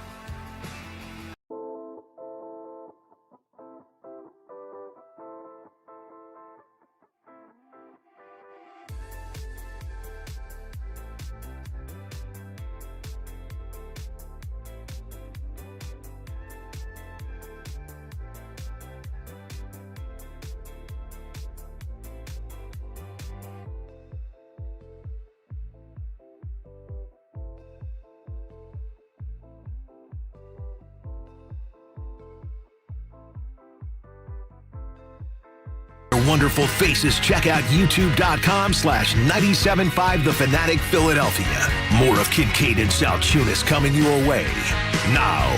7 a.m. hour is brought to you by the BetParks online casino and sportsbook app. Live bet sports on the BetParks app. Play all your favorite casino games. There's always another way to win on the BetParks online casino and sportsbook. Got to be 21 in Pennsylvania, Jersey, or Maryland. Gambling problem? Call 1-800-GAMBLER. All right, 7:31 here on Kincade and Salciunas, 97.5 The Fanatic on this Monday morning, the week of opening day for the Phillies and the rest of Major League Baseball. Also a big week for both the Sixers and Flyers. One of our questions for you, do we have text on that, Connor, the lock-in responses?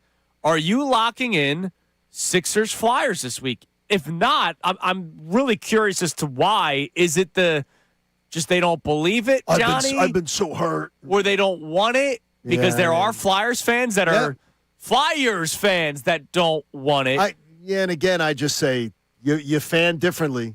Then you're a different fan to me. They are both in the running to. The Sixers will be in at least a play-in game. We know that they will be at least. Bucks suck. Right. They're they can't possibly fall out of the play-in tournament. Yeah, they are 9.5 games ahead of Milwaukee. It's pretty much done. They're going to clinch a playoff with 11 berth. left. Yeah. They're going to clinch a playoff berth this week. Now the Sixers are going to clinch a play-in tournament this week. Question is, can they get to a playoff seed without having to do the play-in tournament? Sixers are a half game back of Toronto. Toronto's the fifth seed right now. The answer is yes.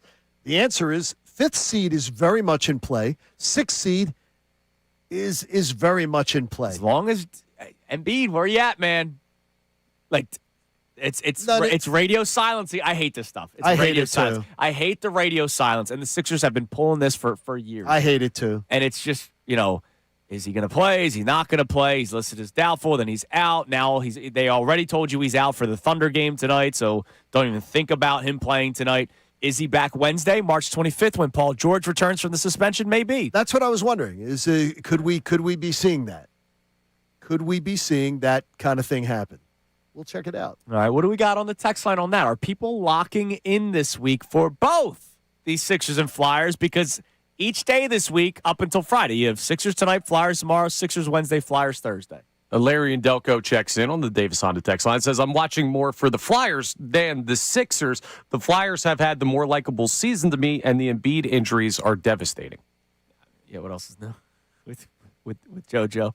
Now, if he's back on Wednesday, you might start saying, all right, we can do something here, right? The Sixers, oh, God, it's the same freaking story every year. If they are healthy, John, you know that they can win basketball games. I can't even hear you say it. I can't. I know, it's disgusting. I can't hear you say the words because I just roll my eyes. It's the same thing over and I over don't again. mean to roll my eyes at you, but when I hear if they're healthy, because I've given up hope on. I know, but I do believe that if the day ever happens, I will be there with you, and I will be as excited, and I will be all in to say, let's just ride it as long as the health goes. Hell yeah, man. The Thunder game wash. They're losing tonight, right? But then the next four, you're ahead of the Bulls, Hornets, Heat, and Wizards. All four of those teams.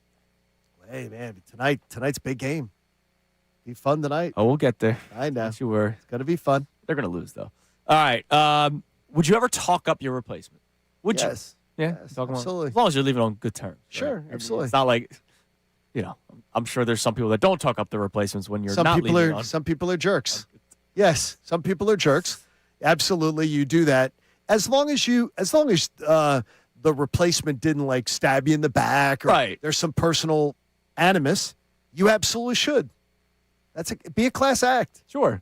Be a class act. Good news is we know that Nakobe Dean is a class act. And Nakobe Dean had, I'm guessing, was this his media availability with the Raiders? This was his first media availability with the Raiders. Oh, no. This is a check-in with NBC 10. Oh, no, this was the NBC 10. That's right. I did tell you that. So he had another one, too. But he answered some special things in Vegas, too. Nakobe Dean checked in with NBC 10. So like a goodbye interview with members of NBC 10. And here he is talking about Jahad Campbell. Jihad could be great. You talking about somebody who probably was on track to win Defensive Rookie of the Year. It's just, but that's what you expect. Then he close to home, so it's his team too. So he had a lot of expectation, definitely being the first round pick and everything. And I feel like now that he'll have that role to be himself and to play that ball that he need to play, and he gonna the sky's the limit for him. You talking about a guy who's got the size, the ability to do everything on the field from a linebacker position, from covering to blitzing to stopping the run. He a 3-down linebacker. He can do it all. So he going to be great for sure. And he got crazy work in. You know what I love about that answer? It kept going. Explain. He could have just been like, yeah, sky's the limit for him, And then that's kind of like the appropriate thing to say. Absolutely. He kept going. Like, he kept talking up Jihad Campbell, a guy that he doesn't have to. He doesn't play for the Eagles anymore, right? Like, no. He could have just been like, yeah, man, I really liked my time with Jihad. Sky's the limit for him. He kept going, kept on talking about what he can do on the field. Well, and he's doing an interview with Philadelphia. Yeah, so. sure, I get it. But I know when the Kobe Dean signed with the Raiders, or when we were going into free agency, a lot of people wanted him back. A lot of people did. And you and I, from the get-go last season, were talking about how he was not going to come back, especially if he played his way into a big payday, which he did up until his injury, and that has been the unfortunate story of his career. But once he played himself into a contract and you drafted Jihad Campbell, it was just easy to figure out that he wasn't going to be here anymore. No, he wasn't going to be here, and it was and I think everybody's wished him the best. He goes out the door a winner, and he never, though, he's somebody that I think people have more belief in without really seeing it. It's more based on what they hoped Nakobe could be, because we didn't get to see enough of Nakobe. We didn't get to see enough of what he really could have potentially been here. Yeah, because unfortunately, I saw a lot of him in college. Loved what I saw in college, but here as an Eagle, we didn't get to see enough of what he could be because he was constantly injured, and it's gonna drive me nuts if he goes to Vegas and he's healthy. Yeah. Because he's a hell of a player. Oh, and he's going to play well for him. When he's on the field, he's going to play well and for him. I think everybody here will be rooting for it. All right. Connor, what do we have on the Davis Honda text line? Feel the Davis difference, and then we'll update you on the Twitter poll. So we have people checking in on the who has the most to prove for the Phillies conversation. John in Tennessee says Rob Thompson has the most to prove. It's his job to motivate the team, make the appropriate fielding, lineup, and bullpen changes, and he's not made the best calls in recent years. I don't think I need Rob Thompson to really prove me anything anymore. I think he has a set-it-and-forget-it lineup. I'm glad that they're finally doing the platoon route. It took a while. He's got a set-it-and-forget-it lineup. It took until this past offseason to realize they needed right-handed bats in the lineup, which I laughed at. And then I don't think his weakness to me has been, honestly, a ton of strategy. Like I don't look at Rob Thompson as a terrible strategist. Yeah, you want him to kick them in the ass sometimes. I look at it as a guy who just lets his players literally just do what they want to do, and they go unaccounted. They do whatever they want to do. They run the bases like idiots, and they never get called on it. They don't know how to throw to the right base. They over aggressively run the bases. They do stupid things, and they never get called on it. The same team that Rob Thompson took over is the same team he manages today. They play the game the exact same way, and that to me is unacceptable. I'm not a big fan of his work at all. At all. And don't tell me 90-some wins. Sure, I got you. Again, because when you spend the payroll that he is, you should the teams that spend that, again, average 93 wins. So Rob Thompson has exceeded his win total of what the team spends once. So I don't think he's special. By the way, I'm going to say this respectfully because I like Rob Thompson more than you do. Yes. Anybody could manage this team this year with the way the bullpen is shaped up. Well, I think it takes a lot of strategizing, a bullpen like that. I think Duran's ninth, right? Oh, wait, absolutely. Ninth inning. You might have him a couple times come into the eighth, like to get out of a jam or something, but he's your ninth inning guy. And then it's who's due up. Yeah, Keller gets the righties, Alvarado gets the lefties. Is Alvarado pitching the seventh inning tonight or the eighth inning tonight? Okay. That's like I get you. It's bridge to Lynch how about this? with the off ramp too, because you have three guys now. It is more simply. Okay, tell me though, how do you make the How did the World Baseball Classic tell Bryce Harper to hit second, but Rob Thompson can't? How does Rob Thompson not be able to tell Bryce Harper, yeah, Bryce, it would be better if you hit second? Maybe they don't want to hit him second. I don't know. Maybe they want him to hit third so he could protect Kyle Schwarber, who hits 56 home runs. Who knows?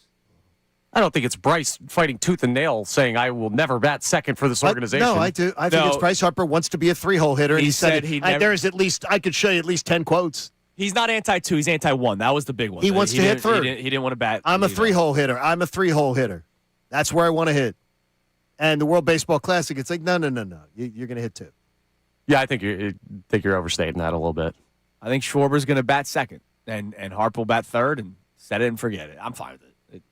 I just wish they had a better cleanup there. That's the issue. Yeah. All right, Dr. Avidan Appel, we appreciate you because you can keep the polls What's strong. his name? For Avidan Dr. Avidan Appel. 4 Very hours good. strong, thanks to Iron Mountain Men's Health in the morning, 4 hours strong in the afternoon as well.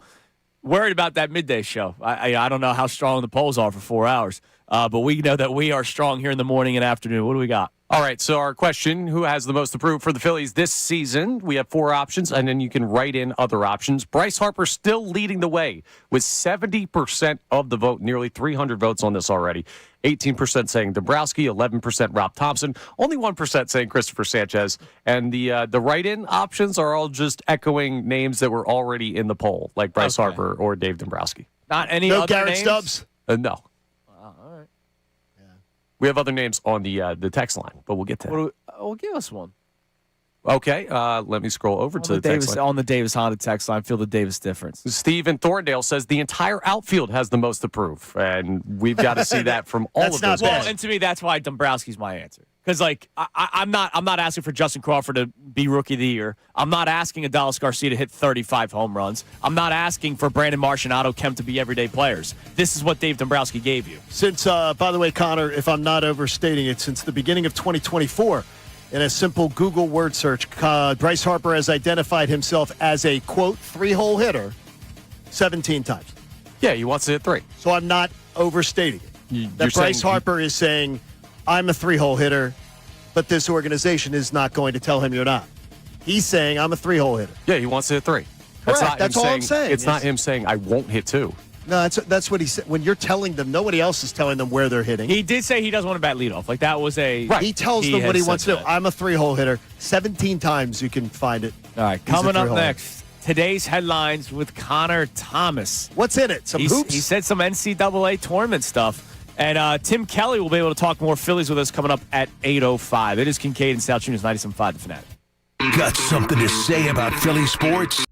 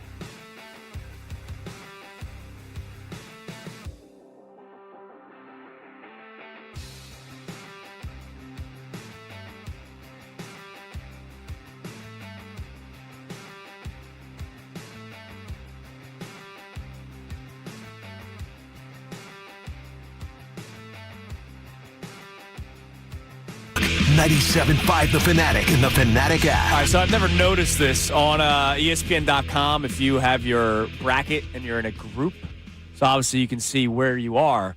There's a group forecast. The ESPN analytics machine tells you your chances of winning.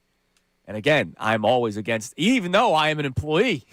I hate the FPI, Football Power Index. I hate it there. The next time I go to Bristol, it will be my duty to try to sneak in there and pull the cord of the Football Power Index because I've been at war with it for years. There's a gunman that guards it, so be very careful. Our show's chance of winning, we have just a 7.3% chance. Call us the Flyers, baby. Exactly. It's sort of like the Flyers. Now, here's the crazy thing. What's that? Brendan Gunn, our old buddy here in the morning, is currently 12th among the station. But he has a better chance to win. He has the number one chance His to win. Final Four is alive. He's got Duke in it. His Final Four is alive. And that's why his chances of winning is number one. Well, when St. John's beats Duke, he will not have a chance. That's a good point. And when St. John's beats Duke, we are going to climb up through the ranks. Damn right. There you go. You see that computer just says chalk, chalk, chalk. So the computer's just basing it on chalk, chalk, chalk. Yeah. So it's just as if all the things that are expected to happen. It's like that's where I say to people going, the Flyers have a 9% chance to make the playoffs. 7% chance. No, they don't.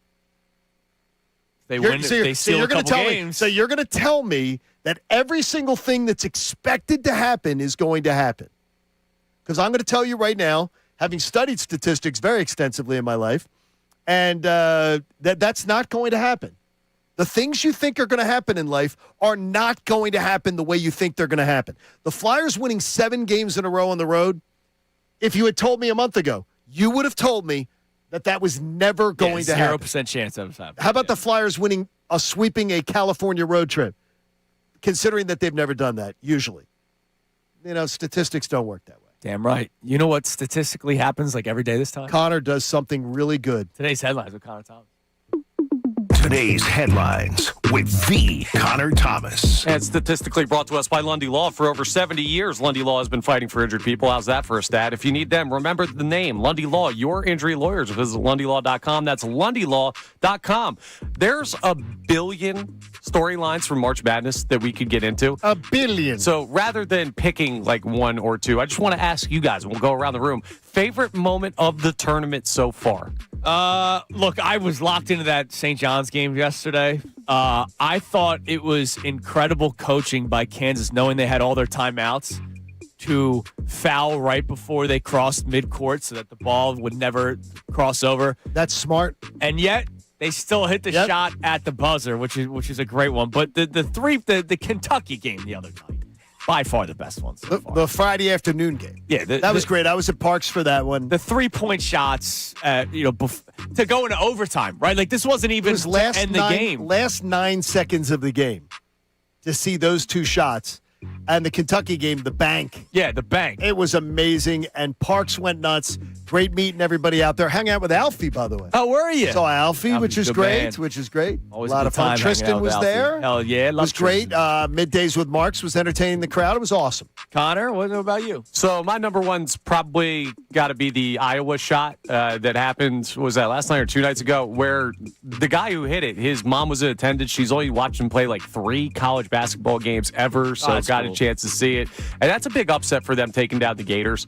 That was last night. Yeah, and Florida needs to shoot the damn basketball when the clock is running out. What is that? But that's a big win for Iowa. That's nice to see for them. I found that game incredibly entertaining all the way through. All right. What else we got? All right. So you brought this up to me before the show about a joke that you might have seen on social media. Is that joke worth costing yourself like $20-some million? Because there was a guy that made a joke about the opening theme to The Lion King. We've all seen The Lion King. And he just like made up what he thought the translation was. And the creator of the song, the writer of the song, is now suing him in a California court for up to $20 million in damages for damaging misrepresentations, defamatory conduct, and unlawful commercial exploitation. So this is a comedian did this. Yes. That will be thrown out. You should have had the song. That will be thrown out. That's going to be thrown out so fast in a court of law. It's a comedian. Yeah, it's the beginning of the circle of life, and it's in Zulu. So it's not when they start saying the words in English. It's when it's singing in Zulu, and the guy goes, "Oh, do you guys know what those words mean?" And the podcast that he was on, and he said basically, "Look, that's a lion. Oh, look, that's a lion." And the people on the podcast were cracking up. Like, wait, that's what it's meant all this time? He goes, yeah, it's what it meant all this time. Yeah, it was a funny clip. He's joking around. To everybody except the guy who wrote the song. $27 million he's trying to sue him for? That guy's looking to be mentioned on the news, mentioned on podcasts. He is not winning that lawsuit. He is not getting anything. Not even getting a settlement. You know, he'll get residuals when the Lion King starts playing again this week because people are going to be like, oh, let me watch that again. And what does Pennsylvania have to do with it, that song? I never understood. Don't they say Pennsylvania? I don't think so, no. I think they do. Careful, you're going to get yourself a $27 million lawsuit. You might. I thought that. No, I said I careful. thought. I thought they say Pennsylvania. Better be careful. Allegedly saying Pennsylvania. Yeah. I thought that's what allegedly. We do have a Pennsylvania story to round out this one. And this is not really the typical light today's headline story, but something worth mentioning. Austin Jones brought it to my attention. So there was a video that went viral of a widow of the fallen Pennsylvania State Police Corporal Timothy O'Connor Jr. giving the speech at his funeral, at his services, and had a chance to go through and give heartfelt memories of her late husband. And then at the end, she did, Casey O'Connor's her name, asked the priest if it was okay to give final remarks for her husband. And the only final remarks were, "Go Birds." Yes. That's awesome. Yeah. That brought a tear to my eye when I saw that. Yeah, that'll get sad you. story, but that's What a horrible story. yeah. Absolutely horrible. Go Birds, man. Go That's Birds. amazing. It's always Go Birds. It's great. Go Birds. Yeah. That's great. Perfect. Oh, play. the guy unifying even in death. Yeah. He's unifying. Absolutely. All right. Good job, Connor. Speaking of Go Birds, Kieran on our YouTube chat. What's up, Kieran? He's 45 minutes behind on the show. You don't have to watch the show live. You can go back if you missed it. If you just woke up, you want to see what we were talking about at the beginning. Kieran said that I was very harsh on Sidney Brown. He also put a sad face emoji. What do we like about Sidney Brown? You did go a little over the top. You were a little over the top. I think he's a with bad the football player. Celebration. You did a song and dance number. Celebration. That the is guy a little rough. I never. That's a little rough. I celebrate the fact that I don't have to watch him play anymore. And you dropped the whole he's a Super Bowl champion. Okay, he stepped on the field.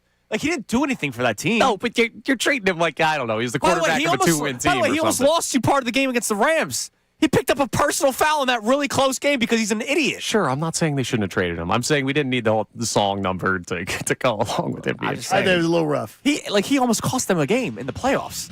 Yeah, and so I have a billion other guys that have played for the Eagles. He wasn't a great football player. It's but his was due to stupidity. Yes, and so have plenty of other guys. I know you don't like the guy. You were a little over the top. I don't know why people liked him. How's that? Can I flip the question? You don't know why I don't like him? I don't know why you do. All right, come on, man. Reset today's topics. Tim Kelly will join us at 8:05. Phillies give the contract extension to Christopher Sanchez. We were all surprised by it.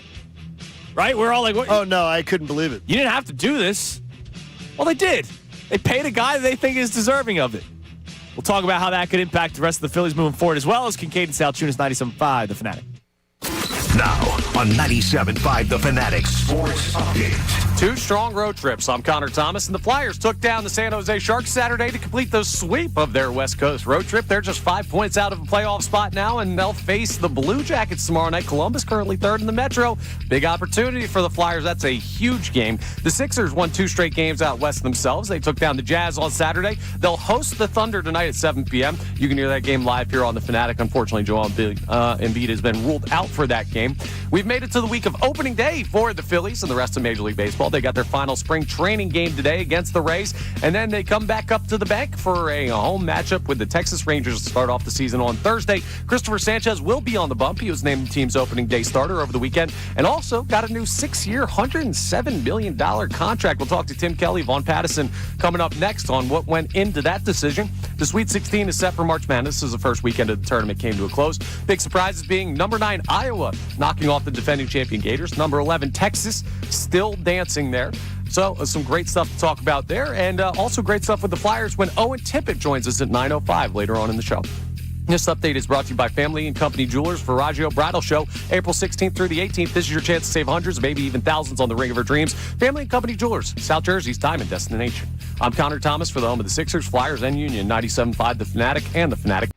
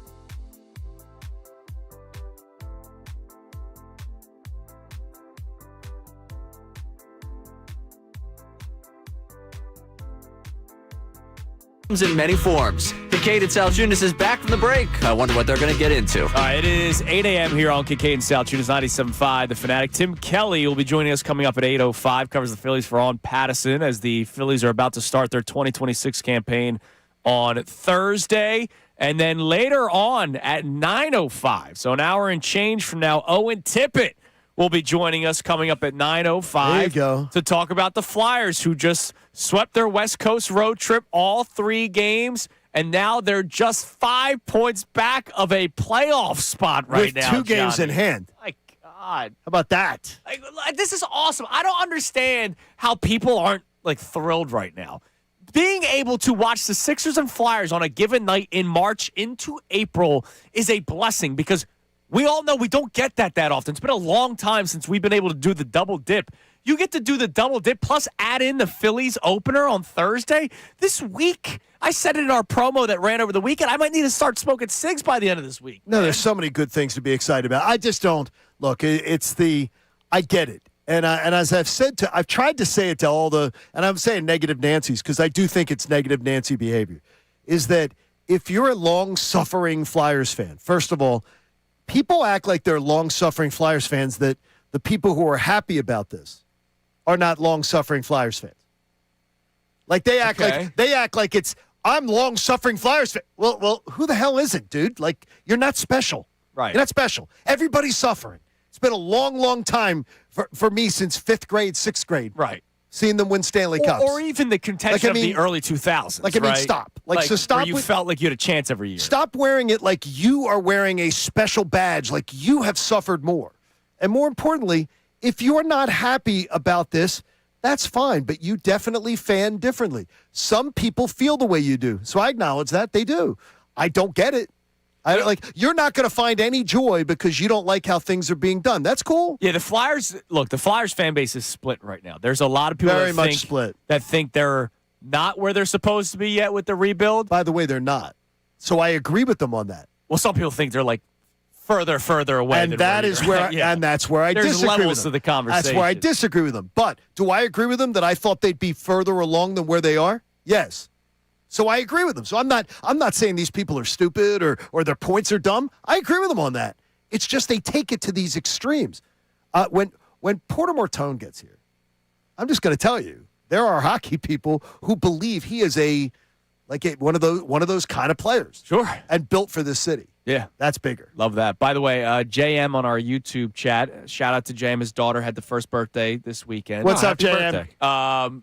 JM wants you to know, Connor, I'm guessing he's addressing this to you, that Bryce Huff is also a Super Bowl champion. Correct.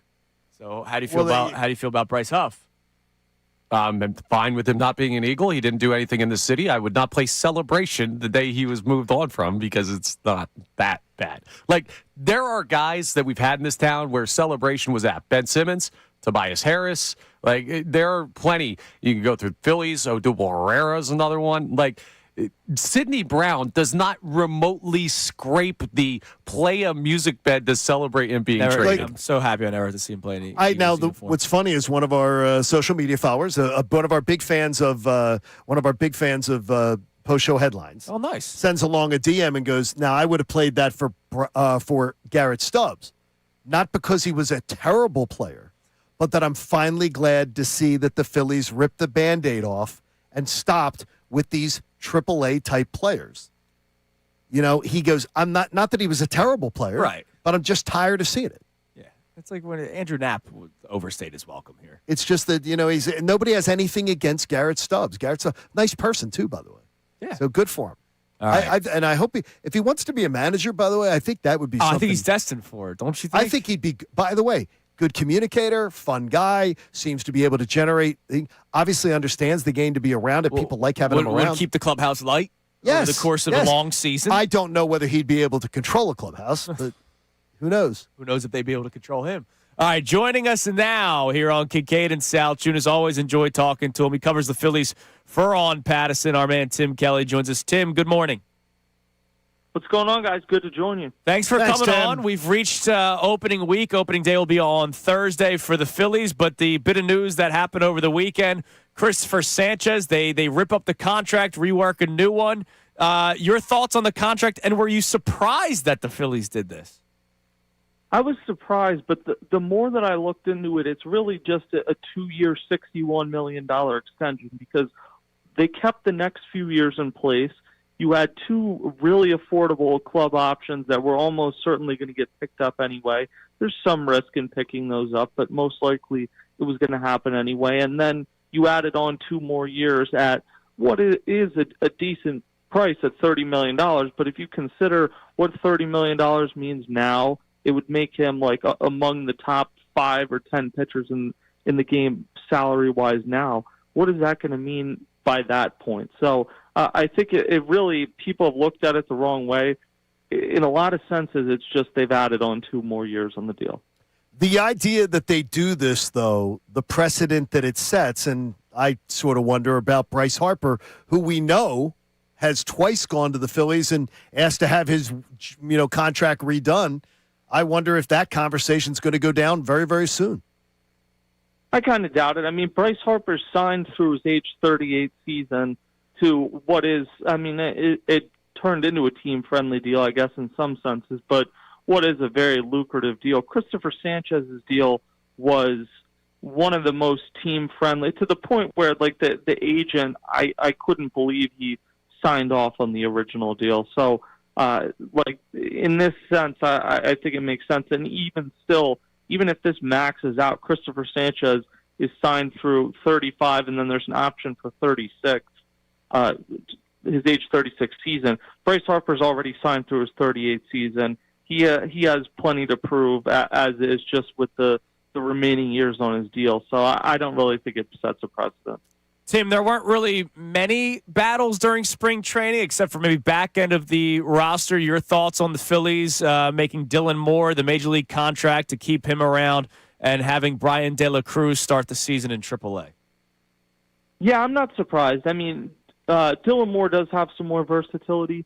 The other reality is that Dylan Moore wasn't going to go to AAA. Brian De La Cruz can, because he doesn't have an opt-out, I believe, until like the middle of the season. So it just helps roster flexibility. The reality is that neither one of them was going to play much in this role. So it makes more sense in my mind. I mean, De La Cruz is a veteran also, but it makes more sense when you're talking about a role like this to have a guy that's experienced, that's been kind of a pinch hitter, jack of all trades type guy before, as opposed to having a young guy, which, Racona's got hurt. The Phillies didn't really have a young guy competing for this spot, but I think Dylan Moore kind of fits the bill, because really, when is he going to play a ton early on? Edmundo Sosa will get a lot of the reps in the infield if a guy gets a day off, and then in the outfield you have other options that, Otto Kemp is most likely going to be getting the looks when Brandon Marsh isn't in the lineup. So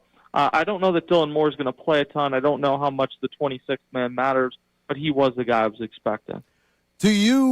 I know you seem pretty, at least from what we've heard from you and watching some of your coverage and reading it, you seem pretty positive on some of the storylines that you've seen coming out of the spring.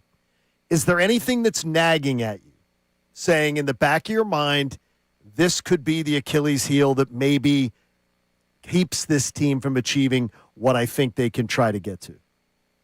Oh, you're right. I mean, I think going into spring training, you had a lot of questions, particularly about guys like Aaron Nola and Zach Wheeler, and both of those seem to have come up roses to this point. I mean, obviously things can change there, but I just look at the lineup. You have a really good top trio, but Kyle Schwarber, Bryce Harper, and Trace Turner are all going to play this year at 33 years old, and you have questions around them. Now, another storyline that came up roses in spring training was Bryson Stott, but you still have questions of outside of that top 3, even in the best case scenario, which probably shouldn't be assumed. But even if we do assume that, you have questions outside that. So that's probably where I would look in terms of if things don't go their way, is it just because they didn't have enough thump outside of that top 3?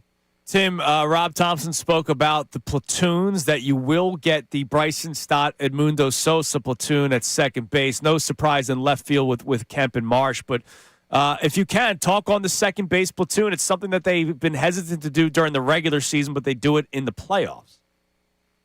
Yeah, I mean, I think it makes sense. That really they did do it a lot in the regular season last year. To me, left field is a platoon because Brandon Marsh has not shown he can hit left-handed pitching.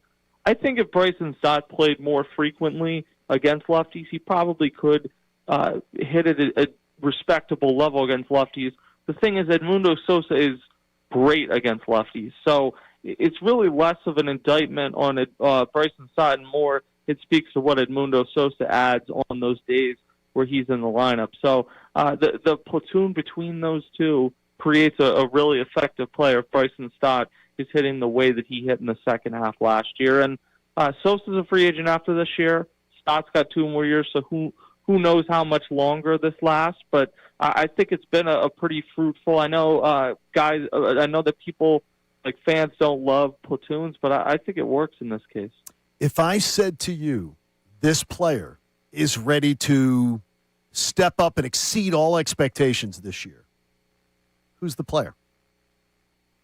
I mean, I think Otto Kemp will live up to the expectations, and that's saying something considering how much the Phillies pumped him up this offseason. So he would probably be the guy. I think there's going to be growing pains with Andrew Painter and Justin Crawford.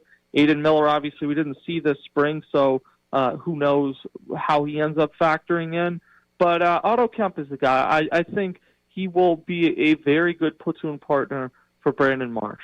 Boy, Connor's just so excited. Yeah, Johnny Marks very excited about this. I mean, the Ottoman Empire of the Midday Show. Championship-type player. That's what Dave Dombrowski called him. Tim, enjoy yourself on Thursday, the beginning of a long season. We'll be talking to you throughout the entire year, and we're looking forward to it. Thanks, man. Thanks, Tim. All right, thanks, guys. There he is, Tim Kelly from On Pattison. Phillies begin their season on Thursday. Otto Kemp, man. There it is. Look, I hope I have egg on my face by the end of the zone, season. Auto Zone. You know, I've been mocking the PR tour that the Phillies have taken with him, the championship-type player. I've been mocking it. Well, to me, you have a right to mock that. I think you have a right to mock that. I think it's a bit There of is a nothing stretch. about his resume that says championship-type player. Oh, but he played through injury. Wow, all right. Really? Awesome. Yeah, that's too far from them. But I do think he's a guy that's going to help them this year. Well, then you see, but though, if he says that, he's not mocking. No, I know. You know what I mean? Is that that's what you've been mocking? You've been mocking the fact of overstating something. Yeah. But I don't think he's a quad A player. I don't. I think he's better than that. What do you think? What are you basing that on?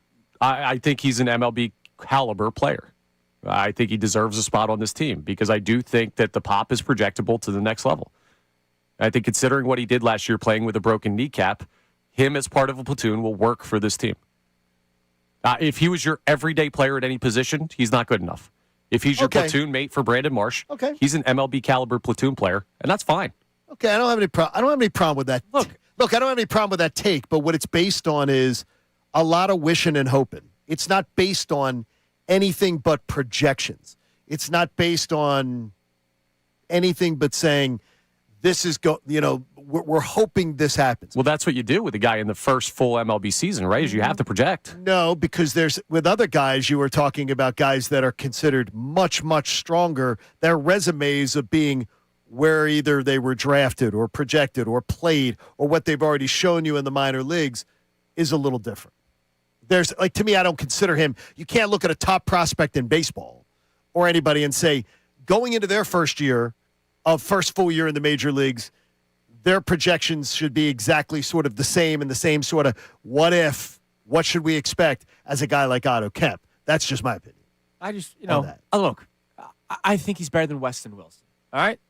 So I'm not saying Otto Kemp shouldn't be on the big league team. He's a Major League Baseball. I say it about Brandon Marsh. Brandon Marsh is going to be a 10-year baseball player. He's going to have the pension. He's going to have a nice pension. That's a nice pension. He'll have the card where he can go to every game, like Ricky Bo has, right? He can go to any game. Go to any game and get admission. That doesn't mean I have to say that Brandon Marsh is a superstar. And Otto Kemp, I believe, is better than Weston Wilson. And so that's an improvement. But what I would also like to see is maybe instead of platooning 2 players that I think are okay, hopefully finding an outfielder that could play every day, and I feel comfortable with it. Tim Kelly goes, I know people don't like platoons in the city. It's not that. We've seen platoons work. Yeah, if a platoon is good. By the way, I think people actually have been where and I wrote it down here on my notes, is I disagreed with Tim on that. I think people have been campaigning for a platoon at second. Yeah. I think more people have been asking for a platoon. People didn't want to see Bryson Stott go hitless against left-handed pitching.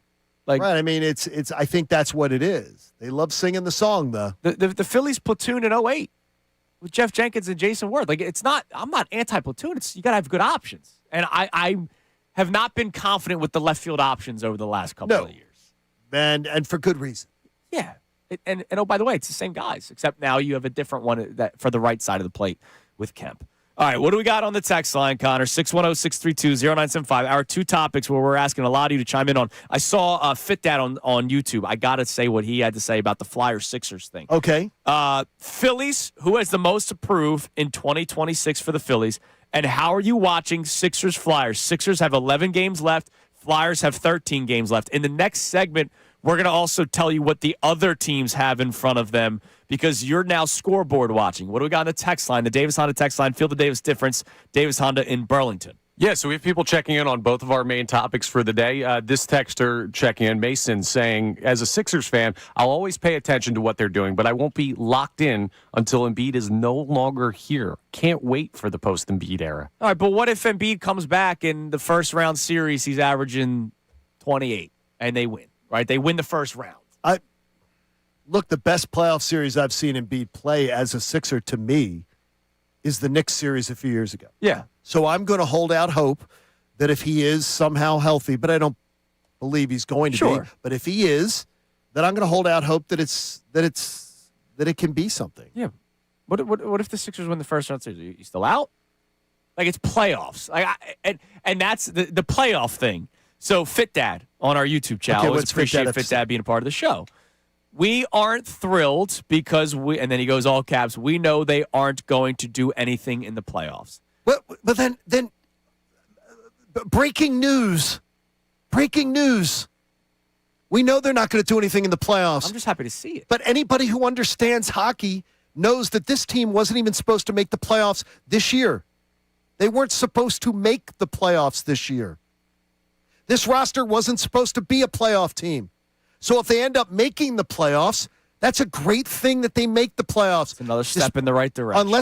I'm telling you, this fan base in this city got conditioned to Loserville of going, lose on purpose. It's the best way to win. It is not. Did you not learn that? It's not the best way. And by the way, from day one, Danny Briere and Keith Jones both told you, from the day they were hired, Danny Briere told you he did not believe in losing on purpose was the best way to build a team. He did not see that as a viable strategy, the tanking, anything like that. He did not see that as a viable strategy. And I loved that answer then, and I love it even more now. Don't like it. Now, if your season is in the total crapper and you get down to the last 10 or 12 games, that's different. But losing on purpose, yeah, I don't like it. And look, even if you think the Sixers have no chance because of... You're still going to watch, right? The Sixers aren't winning the NBA title this year. But I'm going to be excited if they make the playoffs to watch it, if they get out of the play-in round. Yeah.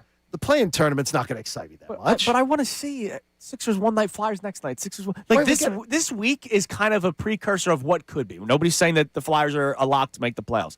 But this week could be the precursor. And I miss those days, man. I miss the day of, all right, where are we going to watch this game? Where are we going to watch that game? Can we be excited? Like, can we just have some joy?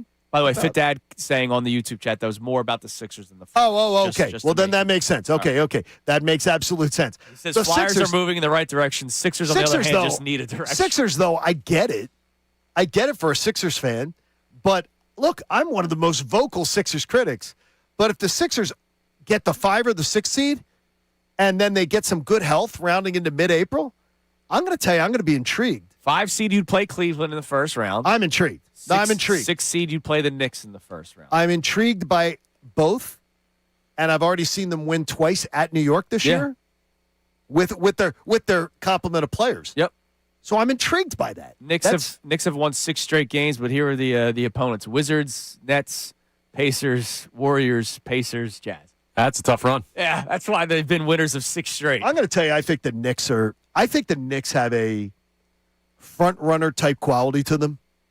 Like sort of a feel to them that when things are going well, and I don't like their coach like I liked their coach last year. Well, yeah, that's the big thing. I don't think they have a better is Mike coach. Brown going to be able to outcoach what Tom Thibodeau did? Because remember, Tom Thibodeau got fired for not making the NBA Finals. Right. I don't think they got have to the Eastern Conference Finals, and that was not good enough. They have a downgrading coach. They don't have as good a coach this year as they had before. So, all right, coming up next, Flyers Sixers. Are you locked in this week? We want to get more texts on that. What is your viewership like for both the Flyers or Sixers, or either or? Have you reached lock-in time with 11 games left for the Sixers, 13 games left for the Flyers, both teams making a playoff push? 610-632-0975. We will tell you what the Sixers and Flyers both have this upcoming week, and also what the opponents that we are keeping a close eye on have this week. It is Kincade and Salciunas, 97.5 The Fanatic. Now on 97.5 The Fanatic Sports Update. Flyers giving themselves a chance. I'm Connor Thomas, and the Flyers took down the Sharks Saturday to complete a sweep of their West Coast road trip, and they needed it, I should say. They're just 5 points back of a wild card spot in the East. They'll face the Blue Jackets tomorrow night. Columbus currently third place in the Metro, so a big one for the Flyers there. The Sixers won 2 straight games out west themselves, taking down the Jazz on Saturday. They'll host the Thunder tonight at 7 p.m. You can hear that game live here on the Fanatic. No Joel Embiid again. He's been listed as out for tonight's game. We've made it to the week of opening day for baseball, and of course the Phillies. They have their final spring training game today against the Rays, and then it's back up to the bank. They'll take on the Rangers for the first series of the year starting on Thursday. Christopher Sanchez will get the ball in the opener, but he also got a new 6-year, $107 million contract over the weekend. A big update on the pay scale for him. The Sweet 16 is set for March Madness as the first weekend of the tournament came to a close. Number 9, Iowa knocking off the defending champion Gators yesterday. Big win for them. And number 11, Texas, still dancing in the Sweet 16. We're going to talk to Owen Tippet coming up at 9:05. Talk about that successful road trip for the Flyers. This update is brought to you by Corona. You can kick off opening day with Middays with Marks and Corona at Maggie's Waterfront Cafe, March 26th from 10 to 2. Enjoy drink specials, Phillies ticket giveaways, and exclusive T-shirts. Corona, the official cerveza of Major League Baseball. Limes in, play ball, must be 21 plus. Drink responsibly. I'm Connor Thomas for the home of the Sixers, Flyers, and Union. 97.5 The Fanatic and the Fanatic app.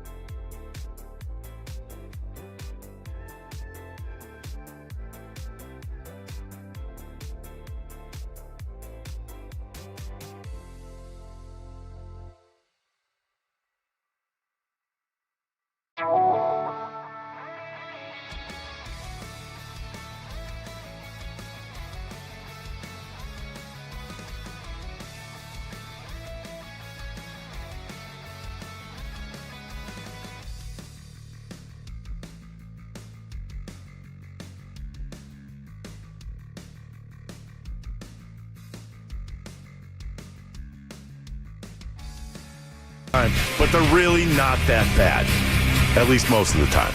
Now let's listen to more Kincade and Salciunas before I change my mind. All right, it's 8:30 here on Kincade and Salciunas, 97.5, The Fanatic.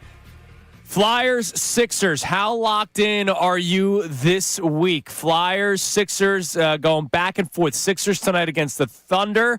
Flyers tomorrow against Columbus, which is a big one because you're behind them in the standings. And then you have the Sixers-Bulls game Wednesday night, which is the knockout night, which we're excited about. And then Flyers-Blackhawks on Thursday. Both teams will be off on Friday. Phillies, of course, open their season up on Thursday. So we got a very busy week ahead. We'll tell you about what the other teams we got to keep an eye on as well have coming up. But Connor Thomas apparently is getting a lot of heat right now on the text line, the Davis Honda text line. Is that correct? I am. And What are you getting heat about? Maybe it's bad on me. We haven't brought up St. Joe's yet with a big-time comeback in the NIT quarterfinals over the NIT? weekend. Yes. Oh. Local team, though. Hawk will never die. A lot of people telling me the Hawk will never die. The Hawk The minute is not you don't dead. make the NCAA tournament, you sort of died. Just being honest. So I mean, I saw the highlights of their comeback. It was great. it was All right, great. That's congratulations. As a Temple fan who has had very little to cheer for in recent years, I would not get excited about a win in the NIT. The only thing I get excited about is maybe we're heading in the right direction as a program? Question mark. I mean, yeah, I don't like. I just don't. And I'm not being a hypocrite because I didn't get excited about Temple and No, that's what I'm NITs saying. before. I just don't. I didn't get excited about it with my own school. I'm just being honest. Enough for people to get angry about it. No, I didn't get excited. Listen, man, I just read the text. Don't shoot the messenger. But be just careful. saying. The Hawk might come for you guys. I'm kind of. No, I saw the Hawk stop flapping its wings in a video exposed. Oh, no. Yeah, I did. No way, really? Yes, Oh man, You sure it wasn't AI? I've never seen that I Hawk did stop not flapping. see. I gotta tell you. I so they saw get it. kicked I out did see it. immediately, don't they? Yeah, I think you do. About that. do. Yeah, NIT, like. I mean, like, come on now. If you're upset that we're not talking NIT, I'm gonna just say yeah. sorry. Well, hey, we just did, so congratulations, We did. St. Congratulations, Joe's. go Hawks. All right. So the Flyers and Sixers. Obviously, we're excited for Thursday, a home opening day for the Phillies. Can't wait. Begins a new season. We'll be Very all excited. over it all week long. But there's urgency with the other two teams. Mm-hmm. All right. That's one of 162. There are 11 games left for the Sixers, 13 games left for the Flyers. So I have the standings up for both teams, and the teams that the Sixers and Flyers are behind. Yes. Like the Magic are just a half game back in the Sixers right now, but I'm looking at where the Sixers could go, not Correct. where they can fall back for this exercise. For this exercise, that's what you need to be doing. And because we don't have all the time in the world to do that. So the Sixers right now are behind the Raptors by half a game, and the Sixers and Hawks have the same record, but because of the tiebreaker, if the season ended today, the Hawks would be the 6th seed. So Anybody else believe in the Raptors that much? I don't. That's been the team that I've been eyeing on for weeks that you could catch up.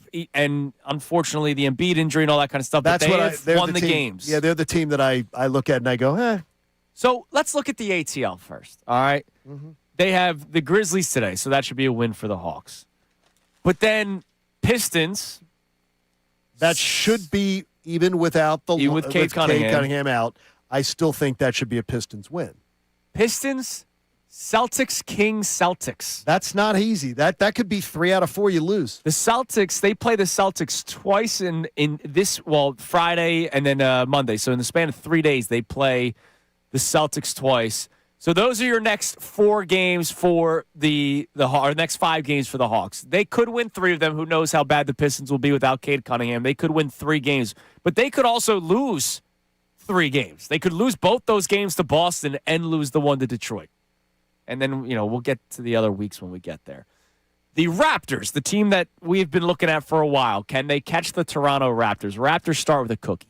They got the Jazz tonight. Okay. So the Raptors will win today. But then the Clippers on Wednesday. So when the Sixers play the Bulls and win, we will then watch at night. Do the Sixers gain ground on Toronto? Do the Raptors lose to the Clippers? Do the Sixers pick up a whole game Wednesday night? Which would be fantastic. Yep. Pelicans on Friday. Raptors should probably win that one. and then they have the Magic on Sunday. So even though the Magic are behind the Sixers, maybe we ask the Magic for a little favor on Sunday. Yeah, we're asking them for a little help. Well, that's a win-win. Either you get more room behind you or more room to catch in front of you. Yeah, I'd rather catch in front. I'd rather deal with the Magic getting closer to you. Yeah, I'd rather deal with the. I'm looking ahead because if you're dreaming of the postseason, look at the teams that are ahead of you. Right. So that's your little, just keep an eye on Toronto, keep an eye on Atlanta right now for the Sixers to get a non-play-in seed. We want them to get a 5 or 6 seed. And honestly, if we're talking about getting excited about the postseason, it starts there. It starts there. You got to be the non-play-in tournament takes everything to a whole new level. Right. And by the way, they're 5 games back in Cleveland. They're not catching the Cavs. Cavs are the 4 seed right now. And I've done a deep dive on the teams as far as the hockey where they're at. We got a good. It's not bad what the Flyers are looking at with the 3 teams that they're truly chasing. All right. It's not bad. So the Flyers, they have Columbus tomorrow, which is a big one. I think Pittsburgh, they're 6 points behind Pittsburgh for second place in the division with 1 game in hand. I'm going to tell you right now, I don't think the maths with the Penguins. Because the Penguins just have a really start with the Lanch today. Yeah, I understand. They got the Lanch tonight. No, I understand tomorrow, that. I understand that, but they have I think the Penguins have a very favorable sort of schedule to make up the points. They're going to need a lot of help. And if the Flyers even if they had won with Pittsburgh, I'd feel better about it. I'll be drawn back in if the Penguins stumble. But for right now, I'm writing them off. Your next 4 games for Pittsburgh: Colorado tomorrow, Ottawa, that's not easy. Right around the same spot of the not Flyers easy right when now. you go to Ottawa. Dallas on Saturday. Yeah, we got Dallas on Sunday, and we're hoping that they take something out of Dallas Saturday. That'd be nice to help us for Sunday because we play in Detroit Saturday night. Travel back home, right, which is not easy. So, and then they're at the Islanders. Yeah, and then they're at the Islanders. But the Islanders is the team we're trailing. Yeah. So, to me right now, here's what I'm going to suggest to you, is that you almost are hoping that because they play the Islanders, they play Detroit. You're almost going to hope that before the end of March, Pittsburgh goes off and hides, and they knock off the Islanders in Detroit for you. Okay. In a 2-point game where they lose in regulation. Help those teams that you're trying to catch. Because the Islanders are the closest team. You're 5 points behind the Islanders, but you have 2 games in hand. So the Islanders are the number 1 team you should be focusing on right now. Wild card 2, 5 points behind, 2 games in hand. The Islanders, you got a game with them on a Friday night here. You got a game with a Friday night game on the island on the 3rd of April. Okay. So that's going to be a big game. That's a really big game. That's going to be one that you can look at there. The Flyers' schedule is against the Islanders' schedule is very comparable, if not more favorable. Okay. Like that. So it could be done. But the teams right behind the Flyers, it's there. That's why I'm not looking back at them. It's Columbus. Tomorrow night, I said you got to take it like a Game 7. And by the way, Columbus are the Flyers tomorrow. Then they have Montreal Thursday. Then they got the Sharks, so they should win on Saturday. And then the Bruins, who are also fighting for a playoff spot. Correct. And then they have a Carolina, which isn't easy. Right. They have back-to-back. The Columbus schedule isn't easy. And here's where I'm looking at. I talked about it with the Atlanta Hawks before. Columbus is playing a little over their head right now. They've been on a bit of a heater, and they lost last night to break their long point streak. They had a point streak of 12 games. That's crazy for them. 12-game point streak or something like that. And now they're coming in off that loss. Flyers got a treat tomorrow night. Regulation win. Don't give Columbus any points. You're trailing them by 5. You got a game in hand. So beat them tomorrow night. Be 3 points back and you'll still hold the game in hand. So that then you could say, okay, this thing could happen. Then you're thinking about Columbus. Columbus's schedule is not easy. You want to hear something crazy from our friends over at Tankathon, the remaining strength of schedule in the NHL? Sure. So the Flyers have the 6th hardest remaining strength of schedule by opponent win percentage. The Islanders have the 3rd hardest. The Blue Jackets have the 2nd hardest. Right, that's so what I'm saying. We've got a really tough stretch for all of these teams coming down. How about that? And the Flyers are on the biggest heater of those teams. By the way, Columbus is right behind them. Columbus is just as good. I mean, Columbus has went on they've been really, really good. The Flyers winning 7 games in a row, enough cannot be said about that. on the road. That's incredible. Yeah. How is this not fun for people? That's what I don't get. I can't get. Like, think about this. We just spent 8 minutes breaking Between down the two the teams. schedule of both teams. Like, I love this. I understand. I just saw on our YouTube chat, and I appreciate everybody a part of it.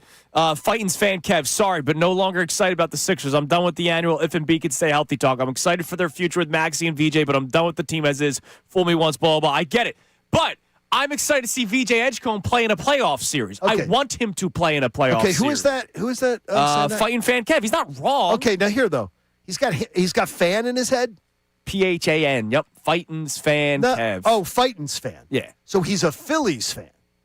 Okay. Yeah, but I imagine he's a Philadelphia sports fan. Okay, but no, it doesn't sound like it. Because that doesn't sound like it. That doesn't sound like Dude, it. I totally understand the exhaustion of Embiid. No, I understand the exhaustion, but like, there should be no exhaustion right now with the Flyers having a chance. This team shouldn't be in the playoffs. There shouldn't be that. Right. And more importantly, you're telling me, the exhausted fan, if they make the playoffs and they get there, you're not going to be excited and you're just going to, are you not watching? Are you not?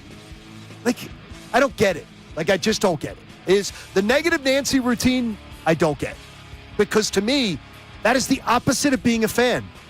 It's not being a fan. All right, now, Dawood, 2 comments that I want to address of Dawood's coming up next about the Sixers, but I think the Flyers also kind of get mentioned in the second one. All right, we'll get to that coming up in a little bit. Also, we had a bigger Cinderella story than any game in March Madness. Maybe Iowa taking down Florida is a pretty good one.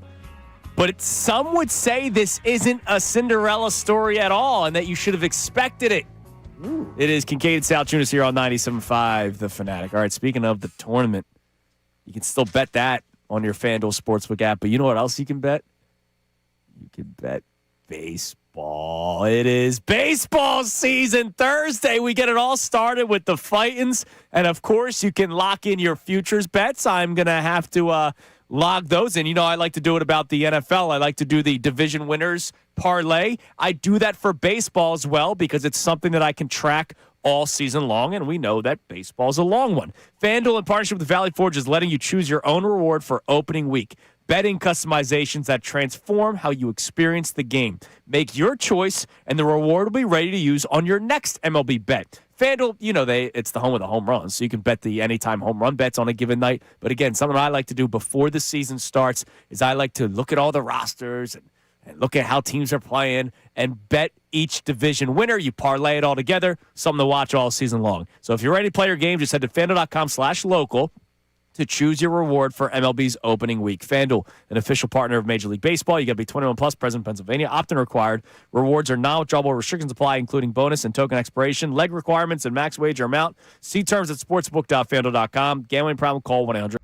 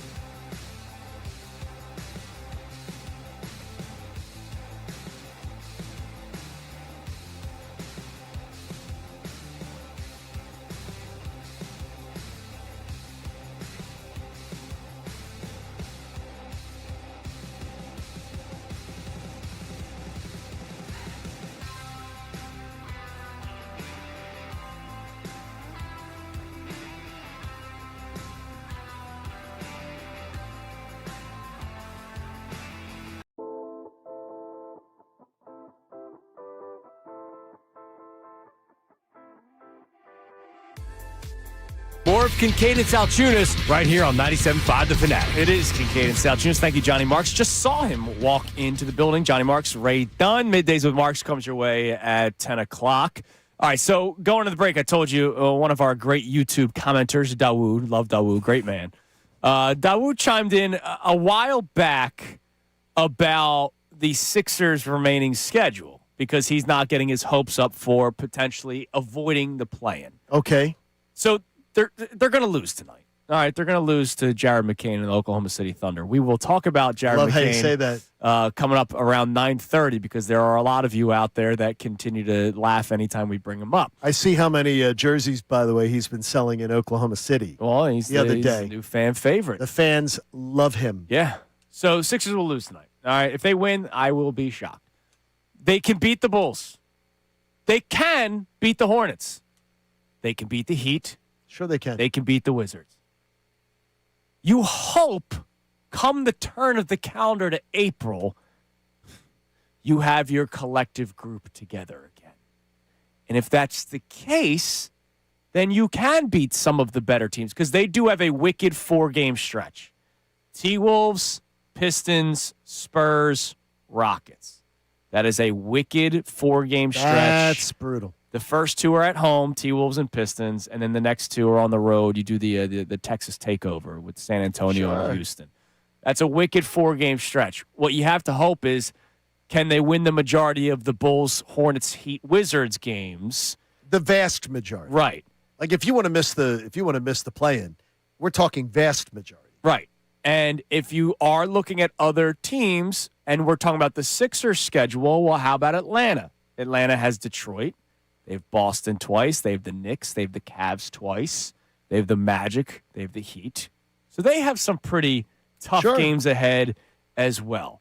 So I get what you're saying, Dawood, but hopefully come that difficult stretch when you have those 4 straight games, maybe everybody's back and maybe you win 2 of them. I'm not saying go win 4, win 2. And I don't think Dawood's trying to be negative. No. I think Dawood's just trying to say he's not getting his hopes up. There's a difference with that. If a Flyers fan said to me, John, I'm not getting my hopes up, that's it. That's totally fine.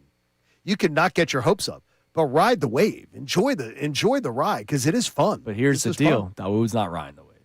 He's not. The second comment was, oh, no. It's not fun.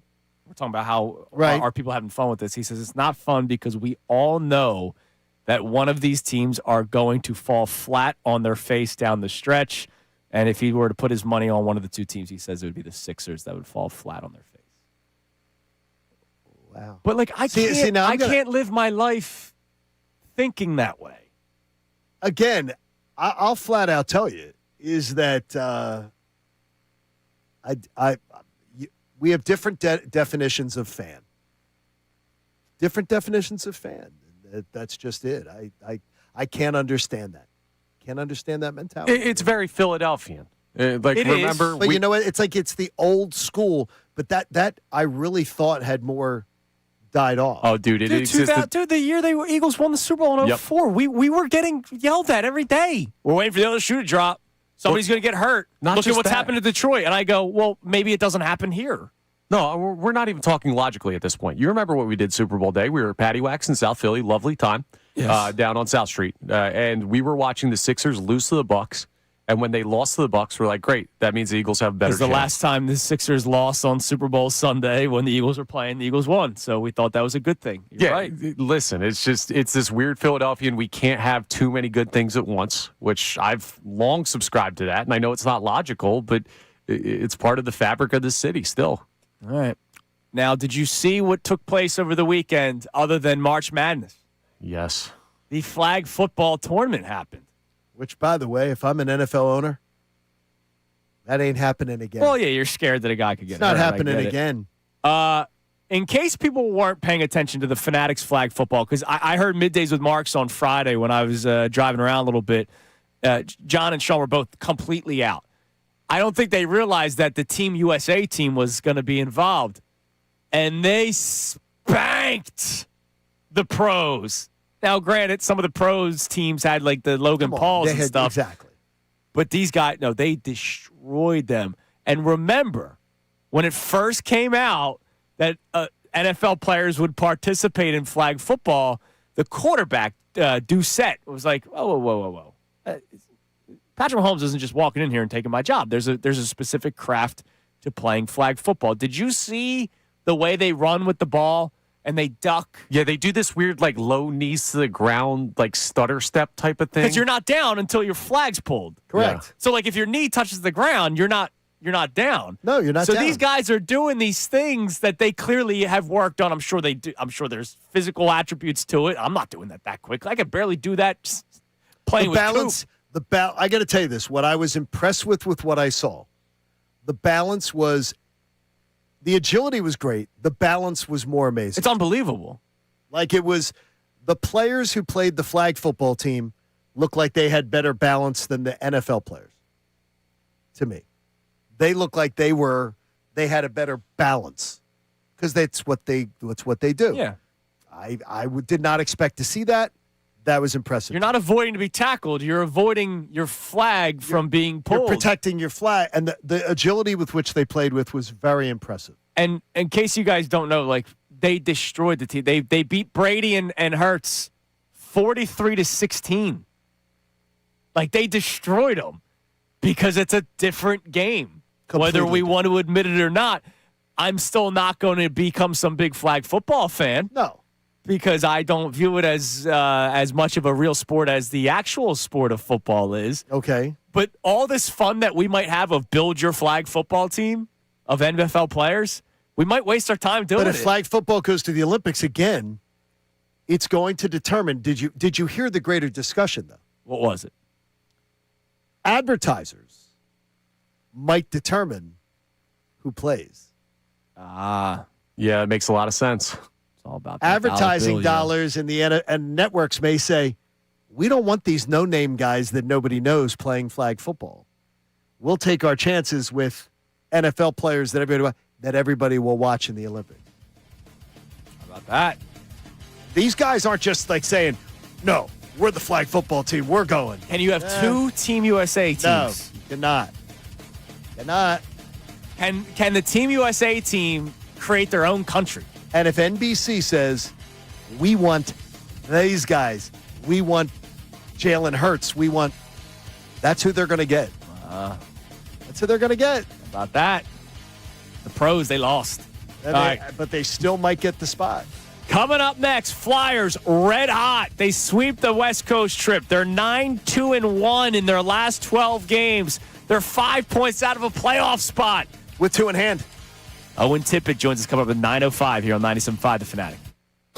Now on 97.5 The Fanatic Sports Update. Getting hot at the right time. I'm Connor Thomas, and that's what the Flyers are doing right now. They took down the Sharks on Saturday, completing the sweep of their West Coast road trip. They're just 5 points out of a playoff spot. They'll face the Blue Jackets tomorrow night. Columbus currently third place in the Metro, so that's a huge one for the Flyers as they continue to try and make their playoff push. The Sixers won 2 straight games out west themselves. They beat the Jazz on Saturday for their most recent victory. They'll host the Thunder tonight, 7 p.m. You can hear that game live here on 97.5 The Fanatic. Joel Embiid has been listed out for that one. We've made it to the week of opening day for the Phillies and the rest of the baseball. They've got their final spring training game today, and then they're back up to the bank. A home matchup with the Texas Rangers to start out the season. Christopher Sanchez was named the team's opening day starter over the weekend and also got a new 6-year, $107 million contract. The Sweet 16 is set for March Madness. The first weekend of the tourney came to the close. Number 9, Iowa, knocked off defending champions Florida yesterday, and number 11, Texas,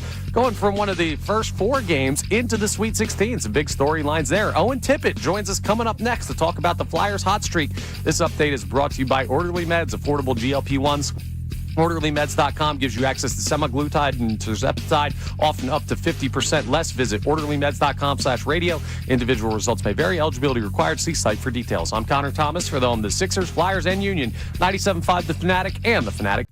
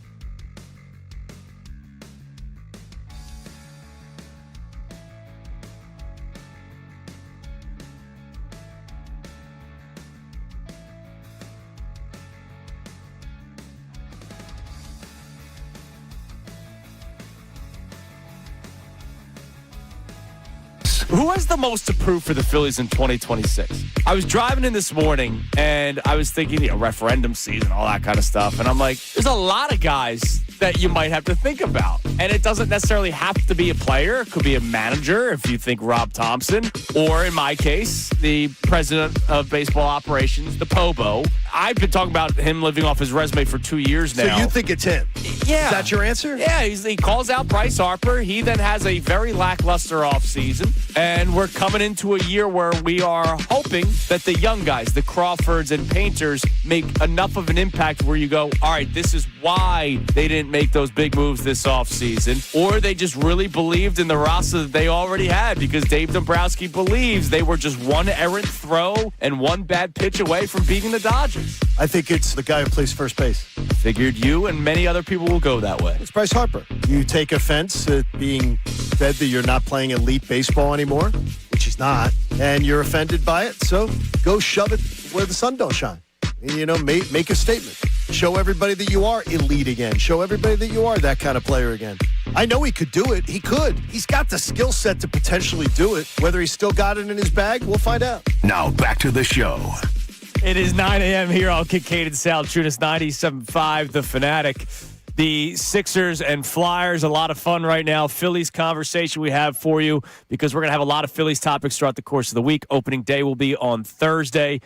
Which Philly has the most to prove throughout the 2026 season, where it kind of feels like this could be a last hurrah? I know there's guys that are locked up under contract for a couple of years, but unless you're getting the influx of young talent, which you hope you do with Justin Crawford and Andrew Painter, we'll see what this team is moving forward. It's going to be the same thing. What do they do at the trade deadline, right? Like, that's going to be the same story for the Phillies as it has been the last couple of years, as it will be for other teams in Major League Baseball. I get it.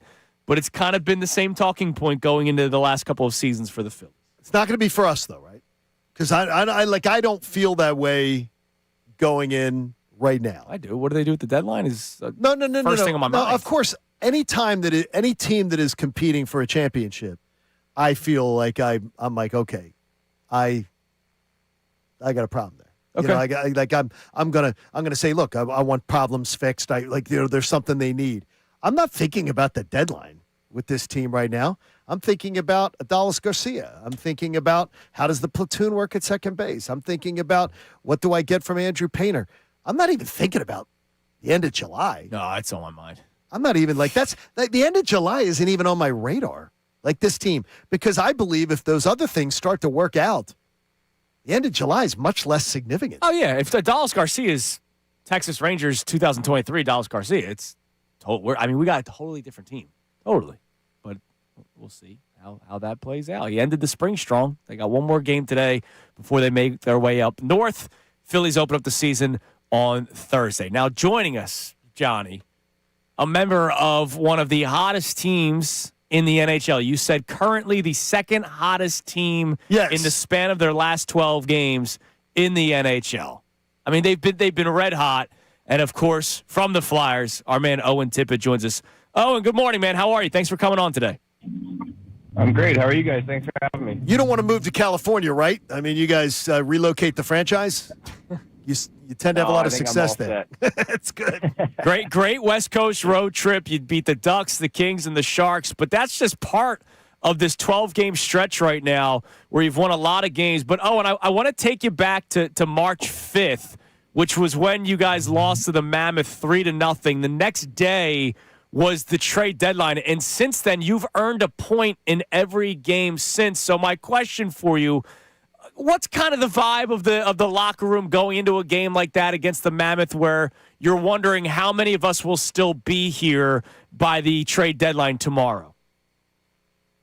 Yeah, I think obviously anytime there's a trade deadline, there's a lot of uncertainty of who's going to be there and who's coming in. So obviously, it's been said a lot, but we have a good group in that room, and no matter who's in there, we're going to work for the guy next to us, and it's been a lot of fun so far.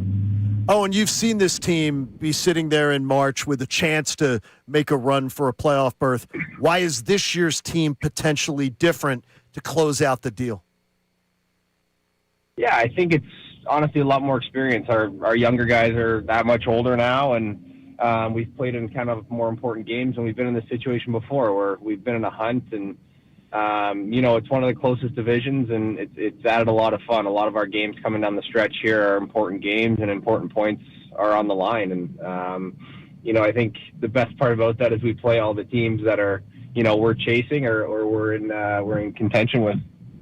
Oh, and do you check the standings? How much do you get like the itch to see, all right, what did the other teams that you're trying to catch do the previous night? Yeah, I think recently more than kind of earlier on in the year. But like I said, that road trip was important for us. Obviously, our division, everyone's winning, and the only time you can lose is when you play in your division, I guess. So we're having a lot of fun right now, and obviously we know what's at stake. So we're going to continue going here. What is better about the style of play from this team right now in March than maybe what was going on in December or January? I think it's just an identity. I don't think we've really done anything too different in terms of our game plan. I think it's just a mindset that's gone on in that room, and just kind of realizing the opportunity we have and the group we have in there. You guys mentioned the deadline that, the hard part about this reality is that, you're never going to have the same team for a long period of time, and you want to make each group special and have those memories. So I think we recognize what we have in that room, and we all want to work for each other and see what we can do down the stretch. Flyers Owen Tippet joining us here on Kincade and Salciunas. Owen, what are the conversations like? You mentioned it, that you guys were talking about how important the road trip was for you out west. Is there a sense of urgency in your pregame talks, or are you trying to take each game at a time? I think so. Obviously, we know what's at stake here, and we know how close things are. So I think every point and every win now is crucial. And, I think that road trip really got us going. And, we're going to look to continue things tomorrow against Columbus. Do you see anything about playing at home? I mean, because it is odd right now. Your road record, one of the better in the entire NHL, but the home record, you guys have struggled a bit. Yeah, I think, obviously our road record lately has been great, and, I think we need to continue that. That's one of the things we need to kind of focus on is, being able to continue that success at home that we've had on the road, and, grab those crucial points while we're at home and have that advantage as well. Oh, and Rick Tocchet looking to hopefully get you guys to the playoffs in his first year as the head coach of the Flyers. How have the conversations been different with Rick Tocchet than maybe your previous head coaches since you got here in Philadelphia?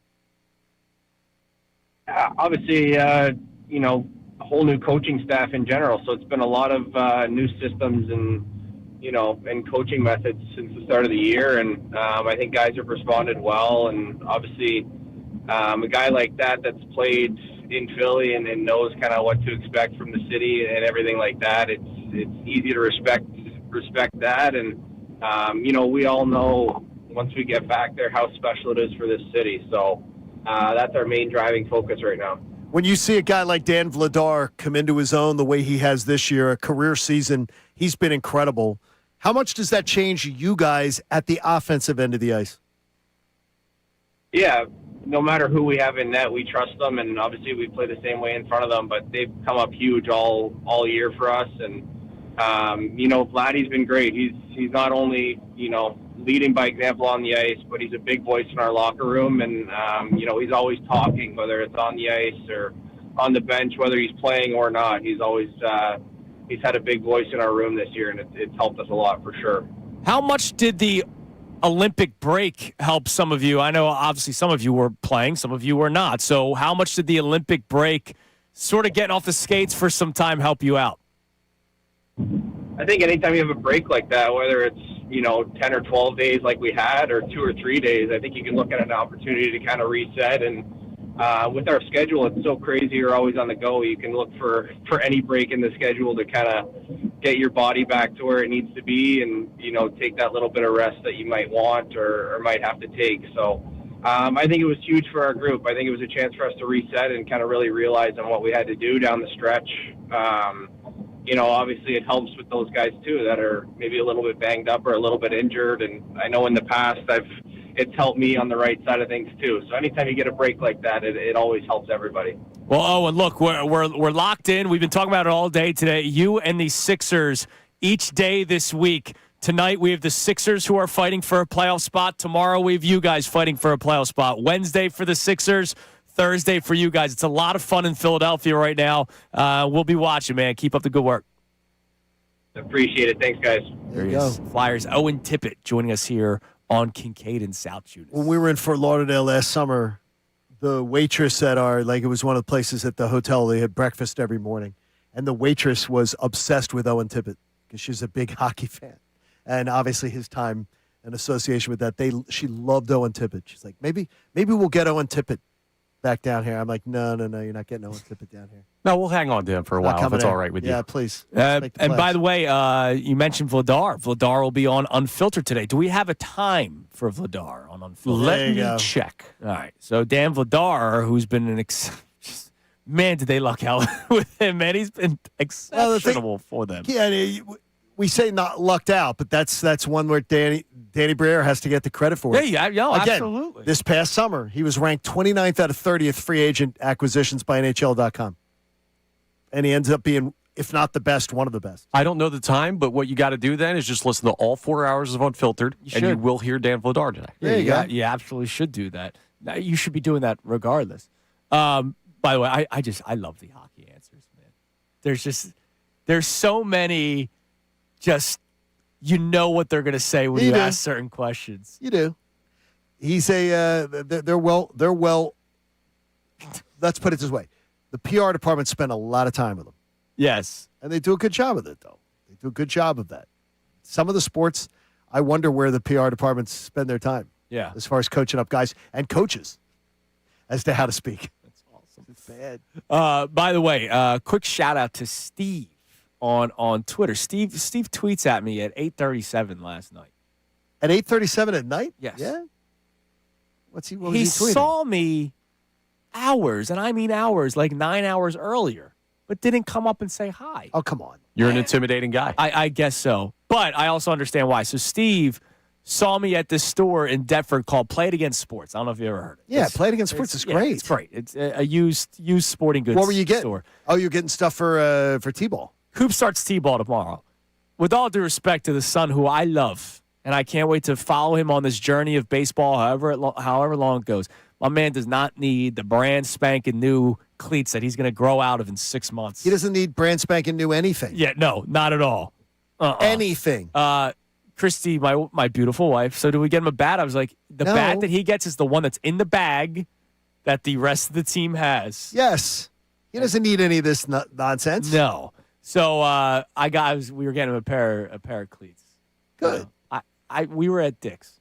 I love Dick's Sporting Goods. It's a great store. The prices. It's crazy. And the kid's foot's going to grow. It might grow in a month. Johnny, you want to guess what a pair of, I forget which brand it was. It was one of the top ones. $69. Try $120. That's ridiculous. For a little kid, you can't do that. Cleats. Little kids, you can't do it. $120. Their feet grow too fast. This was for they don't have sizes for little kids, No. Coop's age. So that's why we went to Play It Against Sports afterward. Look, I would like to get my kid a new pair of shoes, sure. But first off, they didn't have them. Second of all, I don't need to pay $120. I didn't want to spend $60. So it was weird because that's what Jeff Francoeur, he'll join us again coming up soon. Can't wait. We talk a little baseball. Frenchie's podcast is all about youth sports and he brings on professional athletes to talk about it. And the professional athletes panel he had on just a couple episodes ago talked about when you're starting your kids out, like when you're really starting your kids out, don't be going and buying them all new stuff. No. Don't be going and buying them like, here's a brand new bat, here's a brand new this, brand new. What if they don't like it? And more importantly, they're not worthy of it. They're not worty of it. I love Playing Against Sports. It's a great story. Now our YouTube chat's talking about their finds. So the glove that I still use today, so I had a glove throughout high school, but eventually it broke.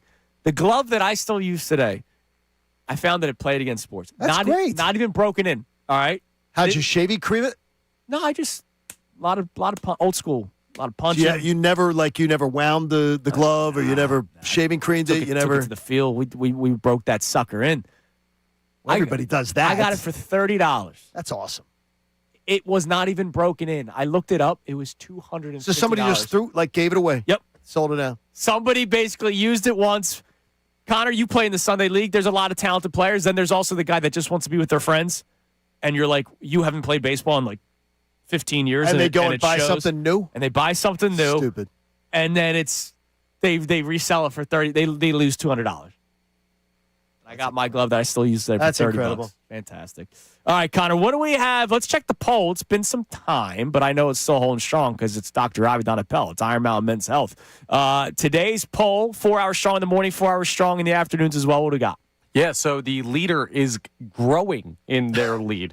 Who has the most to prove for the Phillies this season? I did not mean that, but it works. Bryce Harper getting 73% of the vote. 16% saying Dave Dombrowski, 10% Rob Thompson, only 1% Christopher Sanchez. Now, we do have an interesting comment because we asked for other responses below because we could only fit 4 people in the poll. Matt says, I don't think anyone has anything to prove. As a collective whole, they just need to hit in the playoffs. Well, that's something to prove. They got a lot to prove. But that is something to prove. Like, do you have a team that's built for the moment? Like, they got a lot to prove. Like, okay, I'm sorry, he's going to catch us straight here again. When Alec Boehm says after game 1 that he was tight, and not tight like, hey, we hadn't played, so my body got a little tight. No, like tight, like the moment got too big for me. The lights were too bright. That is a problem for me. They have a lot to prove.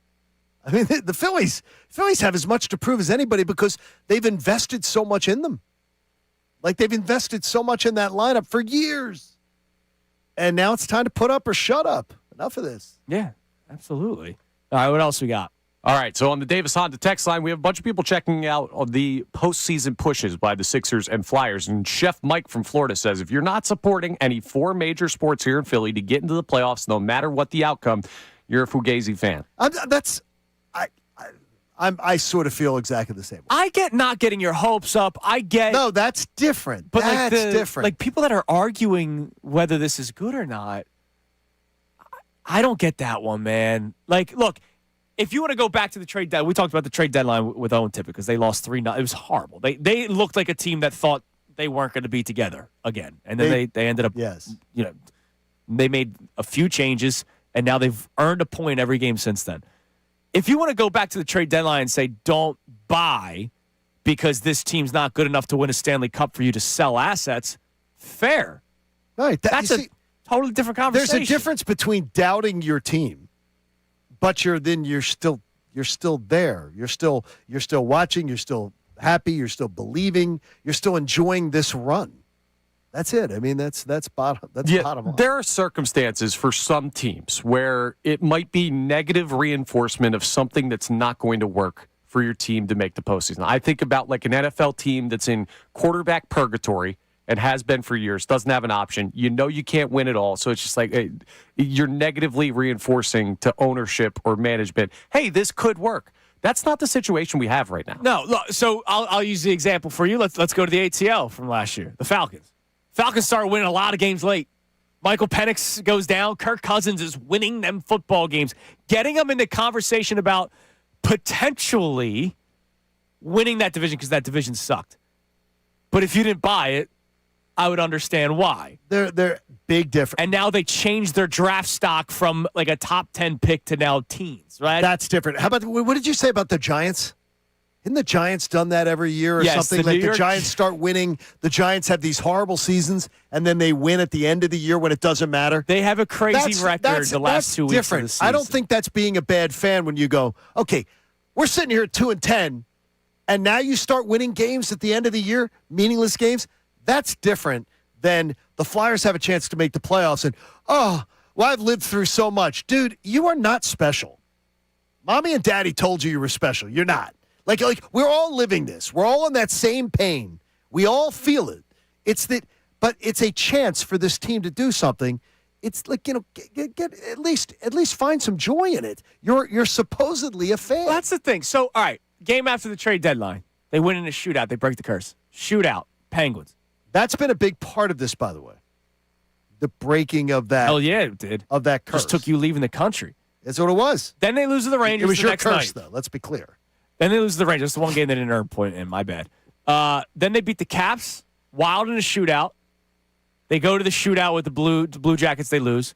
Overtime against the Ducks. When they beat the Ducks and then the Kings the next night, you mean to tell me that win against the Kings, they win the shootout? Who had the winner? I know Matt Vey was Matt Vey the winner? Matt Vey won the winner. Yeah, Matt Vey was the winner. When Matt Vey hit the twine, you're upset about it? You're like, damn it? Like what? Like I'd love to know what's the sound in your house at that point? What does it sound like? I'm not happy. Damn.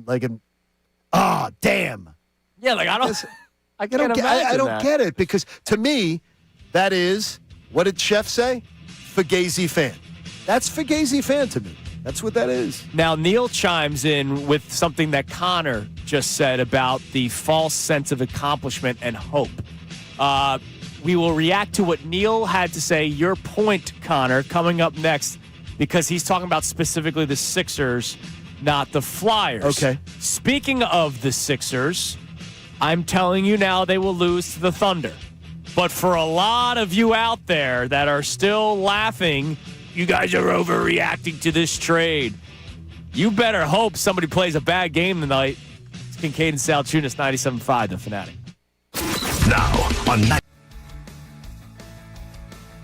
Big weekend for the winter teams. I'm Connor Thomas, and yes, it's spring, but the winter teams are making their postseason pushes, and both had big weekends. Flyers beat the Sharks on Saturday. They completed the sweep of their West Coast road trip, and they needed it. They're now just 5 points out of a playoff spot. They'll face the Blue Jackets tomorrow night. Columbus currently third in the Metro, a huge one for the Flyers' playoff implications. Sixers won 2 straight games out west. They beat the Jazz on Saturday. They'll host the Thunder tonight at 7 p.m., the return of Jared McCain. Joel Embiid, he will not be returning. He's out for that game. You can hear it live here on 97.5 The Fanatic. We've made it to the week of opening day in baseball. Phillies are getting ready to take on the Rangers on Thursday. They got one more spring training game today. Then Christopher Sanchez will take the ball for the opener. He's also taking a new 6-year, $107 million contract that he agreed to with the team yesterday. The Sweet 16 is set for March Madness. Some big surprises. Number 9, Iowa, beating the Florida Gators yesterday. Texas, from one of the first 4 games to the Sweet 16, an 11 seed is in there as well. That's March for you. We'll keep you updated on all the big news in the sports scene. This update is brought to you by AutoZone. Get in the zone with AutoZone, the free AutoZone Fix Finder service. Can help troubleshoot the likely cause of your pesky check engine light for free and get you back on the road. Restrictions apply. Get in the zone with AutoZone. I'm Connor Thomas for the home of the Sixers, Flyers, and Union. 97.5 The Fanatic and the Fanatic app.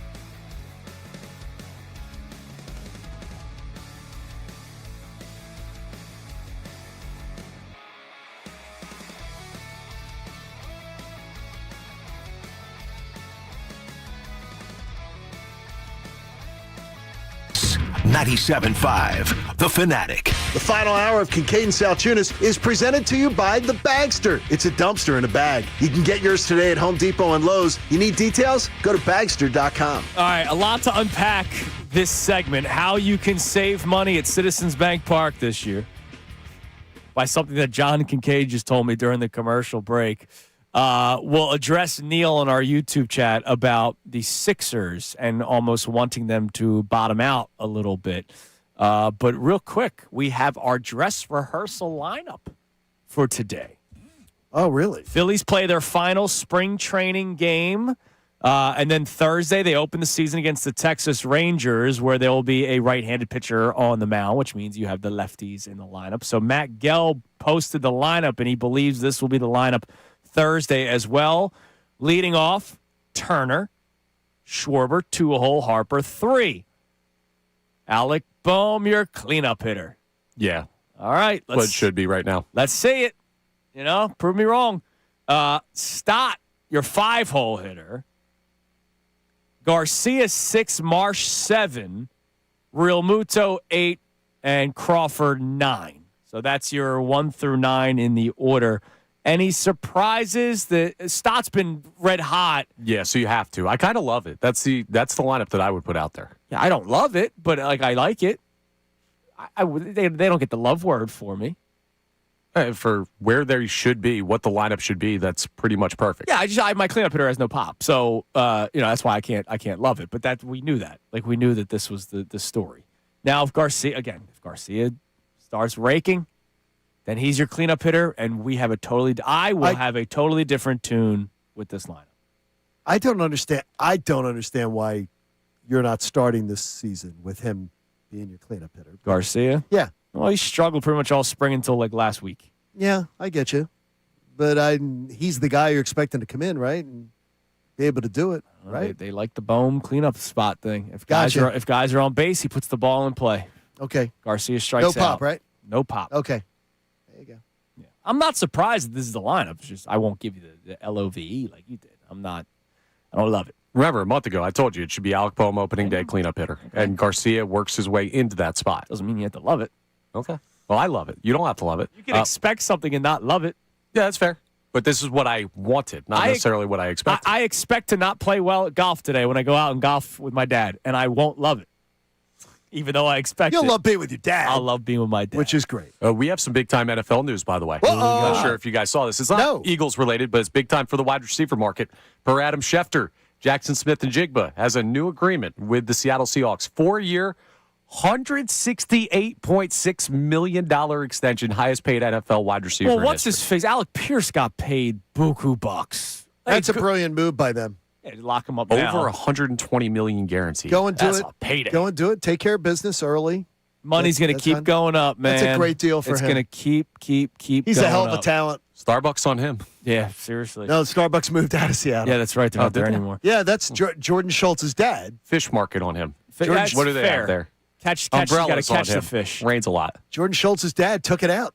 He said as soon as they put the billionaire tax in or the millionaire tax in, he said that's my money. He packed up and moved to Florida, and then he moved the offices to Nashville. So Neil on our YouTube chat last segment said that you made a good point about the playoff, making the playoffs. Maybe it's false hope, false expectations, false accomplishments. He says, good point by Connor. I think the Sixers making the playoffs gives the organization and fans a false sense of accomplishment and hope. To expound on my point, I think the greater good for the Sixers is public embarrassment of missing the playoffs again, which could bring that front office change and or coaches and players. And then he mentions the first-round pick. That I highly doubt that they get that because it's like top 4 protected. Right. So they're going to be in at least a play-in. Now, if they lose both playing games, then they are out of the playoffs. They never really technically made the playoffs. I get what Neil's saying, that if they do make the playoffs, let's say they finish as a 5th or 6th seed, there's the false sense of accomplishment. But here's the deal. If they make it as a 5 seed or a 6 seed, they made it without Joel Embiid. I think that shows you that they can win basketball games with a potential future without Joel. Now, it's easier said than done. And they lost a lot of games without Joel Embiid, too. Let me make that clear because I try to point that out all the time. But I don't think them making the playoffs all of a sudden, like, this was another ugly year. Yeah, but what if people say, okay, if they make the playoffs, does that give Daryl Morey another year? There are a lot of folks that are over Daryl Morey as the president of basketball operations. I know there are. I don't think that it's going to give him another year. If it's a one and done? No. I don't think it's giving him another year. No.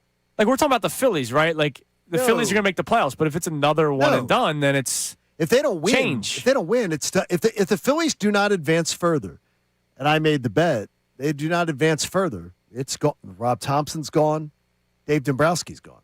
Yeah, I mean, look, if the Sixers make the playoffs in a league where 50% of the teams make the playoffs, it's not a big deal. It's not like that's not a accomplishment. So. Yeah, but will the organization view it as one? It's not one to us. I don't believe We're not buying will. it. I think the accomplishment the ownership group looks at is another first-round pick that hit.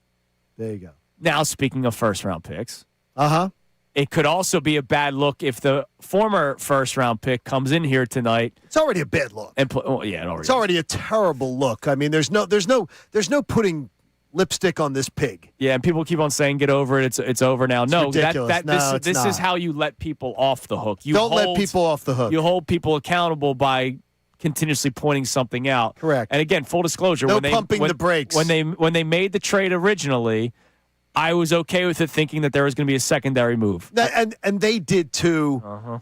No. Some people. I really believe they aren't. I'm going to assume, how about this? I'm giving grace and the benefit of the doubt that I believe that Daryl Morey's not stupid. That he thought he had another move coming. Yeah, he thought he had another move coming. And nobody did, but he misread the market, which was a major mistake. He may have done that, and it was a major mistake. But I do believe he made the move thinking that he had another move coming. He didn't make the move with I'm just going to make the move for the hell of it. No. He's not Nico Harrison. But if I thought I hit a button I was supposed to on the board and I didn't, it doesn't make me a good producer. Yeah. No. I got that. But I'm also going to give him a little more grace because I do believe that he has shown at times he has made some moves that I've been very pleased with. Absolutely. Running the Sixers. I've just not been pleased with most of them lately. He doesn't stink, right? It's that big thing where anyone does something wrong and they're like, this guy's an idiot. He stinks. He's terrible. He's not terrible at his job, but is he enough to get the Sixers where they need to be? That's a fair question at this point. And I'm convinced that he's not at this point. I'm convinced that he's not. A lot of people are there. So yeah, I'm convinced. I've seen enough. But he's made good moves. He's made bad moves. Yeah, but I mean, I'll give him credit for his good moves. But I'm just not. I'm very disappointed in what I've seen. So tonight they host Jared McCain and the Oklahoma City Thunder. Oh, people are going to have a field day with this one. For those of you who are like, stop, don't talk about it anymore. It's just Jared McCain. Yeah. You better hope he plays poorly tonight. Oh, yeah. Because I'm going to guess a lot of the people that have sent those messages our way, John, and that's fine. You probably don't watch Thunder basketball. Like, you're probably not. Or you're just hearing about what he's doing. Yeah, on your free time, you're probably not locking in to see what OKC is doing. Okay. And that's fine. But if you're not doing that, then you might need to bite your tongue because Jared McCain has played exceptionally for them. And they are, just from one of the beat writers this weekend, they are contemplating. The plan was they thought he was going to be a pickup. They were going to use him while they've been really injured, and that they were going to flip him this offseason with the marketing that they got for him, and they were going to be able to get more for him than the Sixers got for him. Now, supposedly, the organization is reevaluating what they thought of the player that they acquired. Interesting. You can reevaluate a player that you have on your roster. From what they've seen, he's more than they expected. He's more than they even expected. Daryl Morey believes they sold high on him. He's gone out there and he's played really well, and now he's going up against his old squad today. So we'll see how tonight goes. But for those of you who keep That's on a trying motivated Jared McCain tonight, isn't it? Yeah, and if people try to diminish what he does for the Thunder, well, then you better hope that he plays poorly tonight, or it's going to get ugly. Let's go to Mike in Northeast Philly. Mike wants to talk about Jared McCain tonight. What's up, Mike? So what's going on, guys? Hey, buddy. Yeah, so I guess Daryl Morey probably isn't the worst GM known to mankind, because a friend of mine who had a guy that worked in the organization says that Morey had Sadiq Bey and Portis on the table, yet somehow those deals got backed out of, which is supposedly why Jared McCain got traded, but that's besides the point. Yeah, the Bobby Portis talk was happening for like 2 or 3 weeks before the trade deadline, so I'm not surprised if that works. Yeah, I'm not surprised, but remember the dude. We needed a 3-2 because we found out Paul George doesn't know how to take a medication that's on the banned list. Yeah. So that's another story. That's if you think it was a medication. Of course. Remember, Lord until knows. he tells us the truth, or he tells us his truth. Hopefully Wednesday. So we'll want to see if he starts playing on Wednesday. But anyway, the reason why today is the biggest game is, as you guys were saying, is because this is hopefully the start of a new era where the fans really start to get on the ownership. Nothing's going to change with Morey. Nothing's going to change with the coach. Until Josh Harris moves on to Washington, D.C., this team will continue to be the team of false sense of hope. Just like the Houston Rockets era of Tracy McGrady. You guys said, do they really care about making the playoffs? This is a smoke and mirrors. They make the playoffs so Josh Harris makes more money, and we always think it will always be next year. It's not going to be the case. All right, so what are you doing tonight? Because I see something here on my screen. Is this true? Are you going tonight? Is this part of the bus trip? No. Because I know that's going on tonight. He dropped off. I know that's part of there's a bus trip of people going down tonight trying to get people to sell the team. The comment section said that he was going to wear a Thunder Jared McCain jersey tonight at a protest. I would never do that. Yeah, I wouldn't do it either. I would never wear an opposing team's jersey. No, don't do that. Don't do that. I would never do that. Don't do that. No. I want Jared McCain to score 0 points tonight. I want Jared McCain to get faced tonight. And I want the Sixers to win. So I would not do that. If Mike wants to do it, go for it. I would not do that. Come on, Mike. Don't do that. I would not do that. Mike backed out of talking about that? He did. Dropped off. Come on, Mike. Disappointing. All right, coming up next. There was a little beef that took place a couple of weeks ago, and apparently they're all on good terms now. I'll ask you guys if you're actually on good terms after this. Okay. It is Kincade and Salciunas, 97.5 The Fanatic. Keep it locked into 97.5 The Fanatic.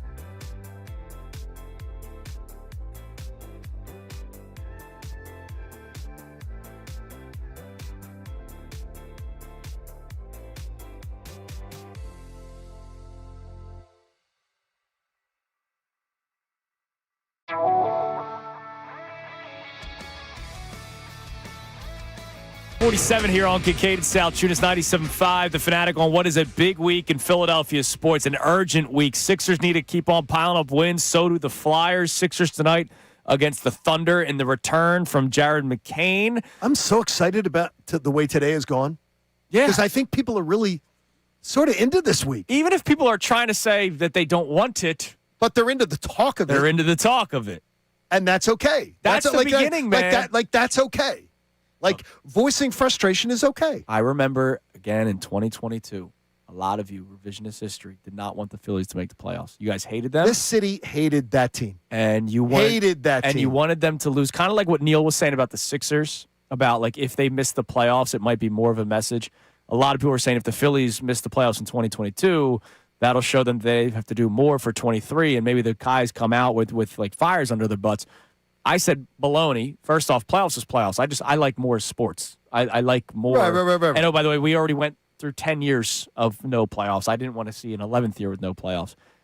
And you never know what happens when you get in. It was interesting. And the Phillies got to the freaking World Series. Today shocked me. I got to tell you, today has shocked me because I did not know if people were going to be like, I'm not that into this discussion. Well, they're into people have been really into the discussion. That I'm really happy with that. That gets me excited that even the people who are anti the belief, I'm okay because they're at least discussing it, and they're sharing their points of view, and so it's been interesting. I don't agree with the points of view, but but that's cool. That's part of this whole discourse. Sports talk. All right, real quick. Yes. Can you actually be like cool? No, this? I can't.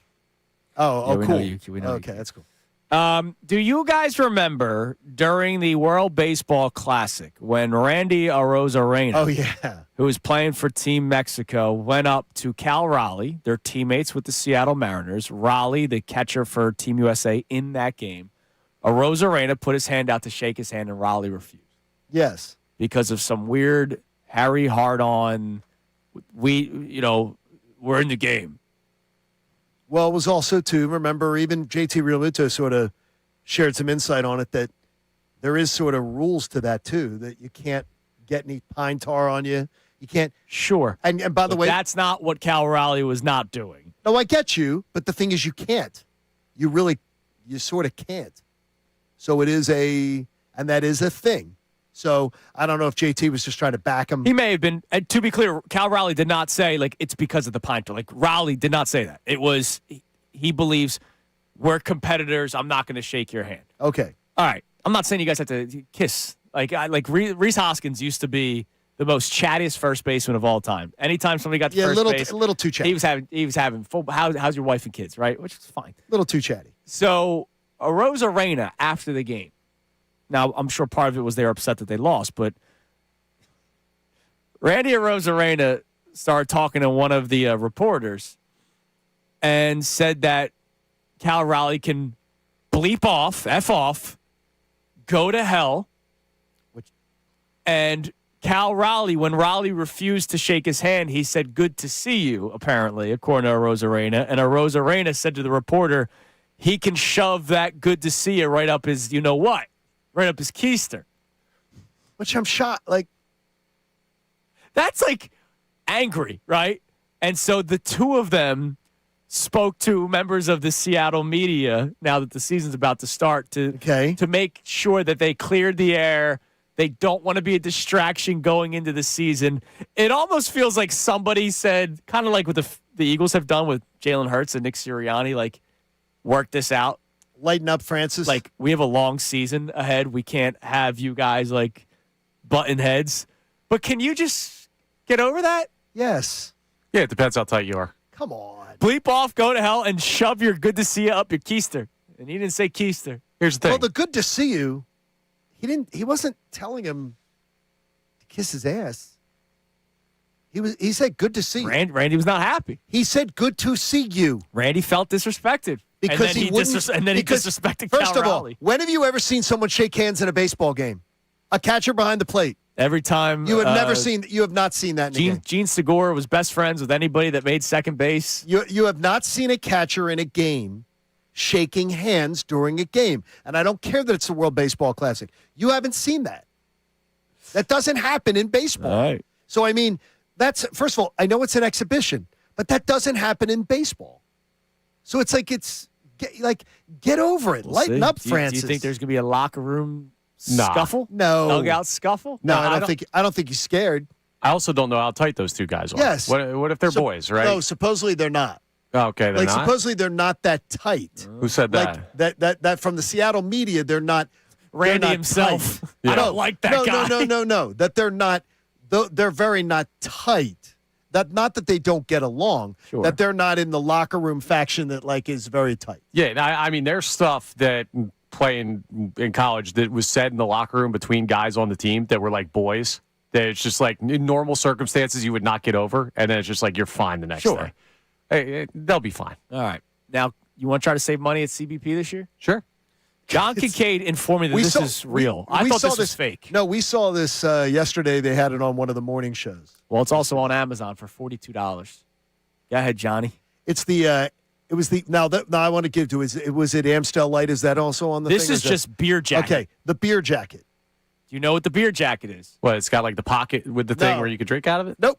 Huh. It's an entire jacket. You fill the beer with beer. It looks like fill the jacket with beer. It's like a puffy coat that, by the way, does not have to be see-through. Okay. They were just using the see-through one on the weekend, like Good Morning America show to show it to you. It's, those puffy coats that you can wear. Imagine one that you fill up with beer.